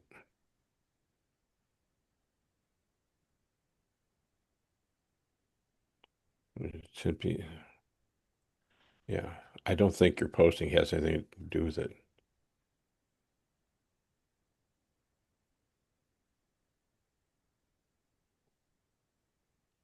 Let's see here. Just have to. No, I don't think it does. From what I saw. Anybody want to make the motion so I don't do them all? Okay. I'll make the motion.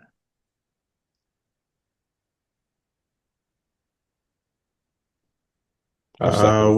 What's the motion, George? To amend the hours or 1 hour early at 5 a.m. and 1 hour later at 11 p.m. I'll second it. Okay. Motion made by George, seconded by Mel. All of those in favor? Aye. Aye. Opposed? Motion carries. Won't be a detriment. Thank you. I did find it, Mary. It just says zoning only, specifically petitioner applying to amend condition 1 regarding the hours of operation. That's all the sign said. Thank you. Okay, and finally, appeal number 11987, 2723 Tam Avenue. I'll make a motion to approve. I'll second you. All right, motion made by Joe, seconded by George. All of those in favor? Aye. Aye. Opposed? Motion carries. Findings? Will not be a detriment. Okay. Meeting minutes. I looked them over. I did not see any errors. So I'll make a motion to approve the meeting minutes as print for, let's see. It would be for October 1st. First, yes, as printed. I'll Sorry. second. Motion made by Mel, seconded by Joe. All of those in favor? Aye. Aye. Opposed? Meeting minutes are in. New business. I have a couple of announcements for the board. First, I just want to say that at last Friday's Board of Aldermen meeting, the Board of Aldermen approved Mayor Spencer's recommendations for 2 new members to the Board of Adjustment. They will be filling the 2 alternate positions that are currently open. They are in the process of being sworn in, so they can't join us until they've been sworn in. But I would expect that in the next couple of weeks that will happen and that we'll have our new members. To tell you a little bit about them, the first member is Deneen Vaughn. She comes from the Ville neighborhood and was recommended by Alderman Rashid. Deneen is going to bring a very unique perspective to the board.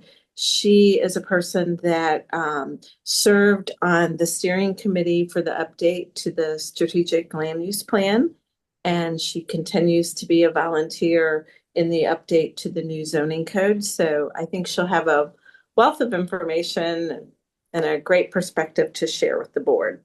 The other member that was approved is Jim Dallas. Jim comes from the Soulard neighborhood where I live. I've had the pleasure of knowing him for several years, and he was recommended by our new alderwoman, Jamie Cox-Antwi. Jim has a long history in the Soulard neighborhood. He's been real involved with the SRG. Most recently, he even ran for alderman of the ward, and while he did not win, he is still committed to being a good neighbor and serving the city. So I think he'll bring a really good perspective to the board also. As soon as he and Deneen are sworn in, we'll have him come into the office and just give them a little brief overview of what the Board of Adjustment does, their very own copy of the zoning code, and then we'll go through that monster with them also. So expect to see some new board members that will help with the position that was vacated by Ms. Soul, and then Mr. Desimone has told us he's going to be going out. So we wish you quick recovery, Mr. Desimone, but we're glad that we have these new alternate members you- that can help fill those Been positions. kind of pushing that off. Hopefully it'll be November, so you got somebody to fill in, so I can go ahead and schedule that, right? Right. We want you to get that taken care of. So do I, trust me. I So- know. So that's all I have for y'all. I did want to Oh. mention to you all that I am in the process of drafting the rules. That's been a little bit delayed because of some delays in my office, but I apologize for that, and we still are on track with that. So please keep an eye on your email in particular if you are scheduled to be at next week's meeting. Okay, That's all I have. thanks, Archer. And Mary, can I get a motion to adjourn? I'll make a motion to adjourn. I'll second that. Motion made by Joe, seconded by Mel. All of those in favor? Aye. Aye. Opposed? We stand adjourned. Thanks, See you everyone. next week. See you next week. Yeah. Have a good one. Yep. Bye, everyone. Bye.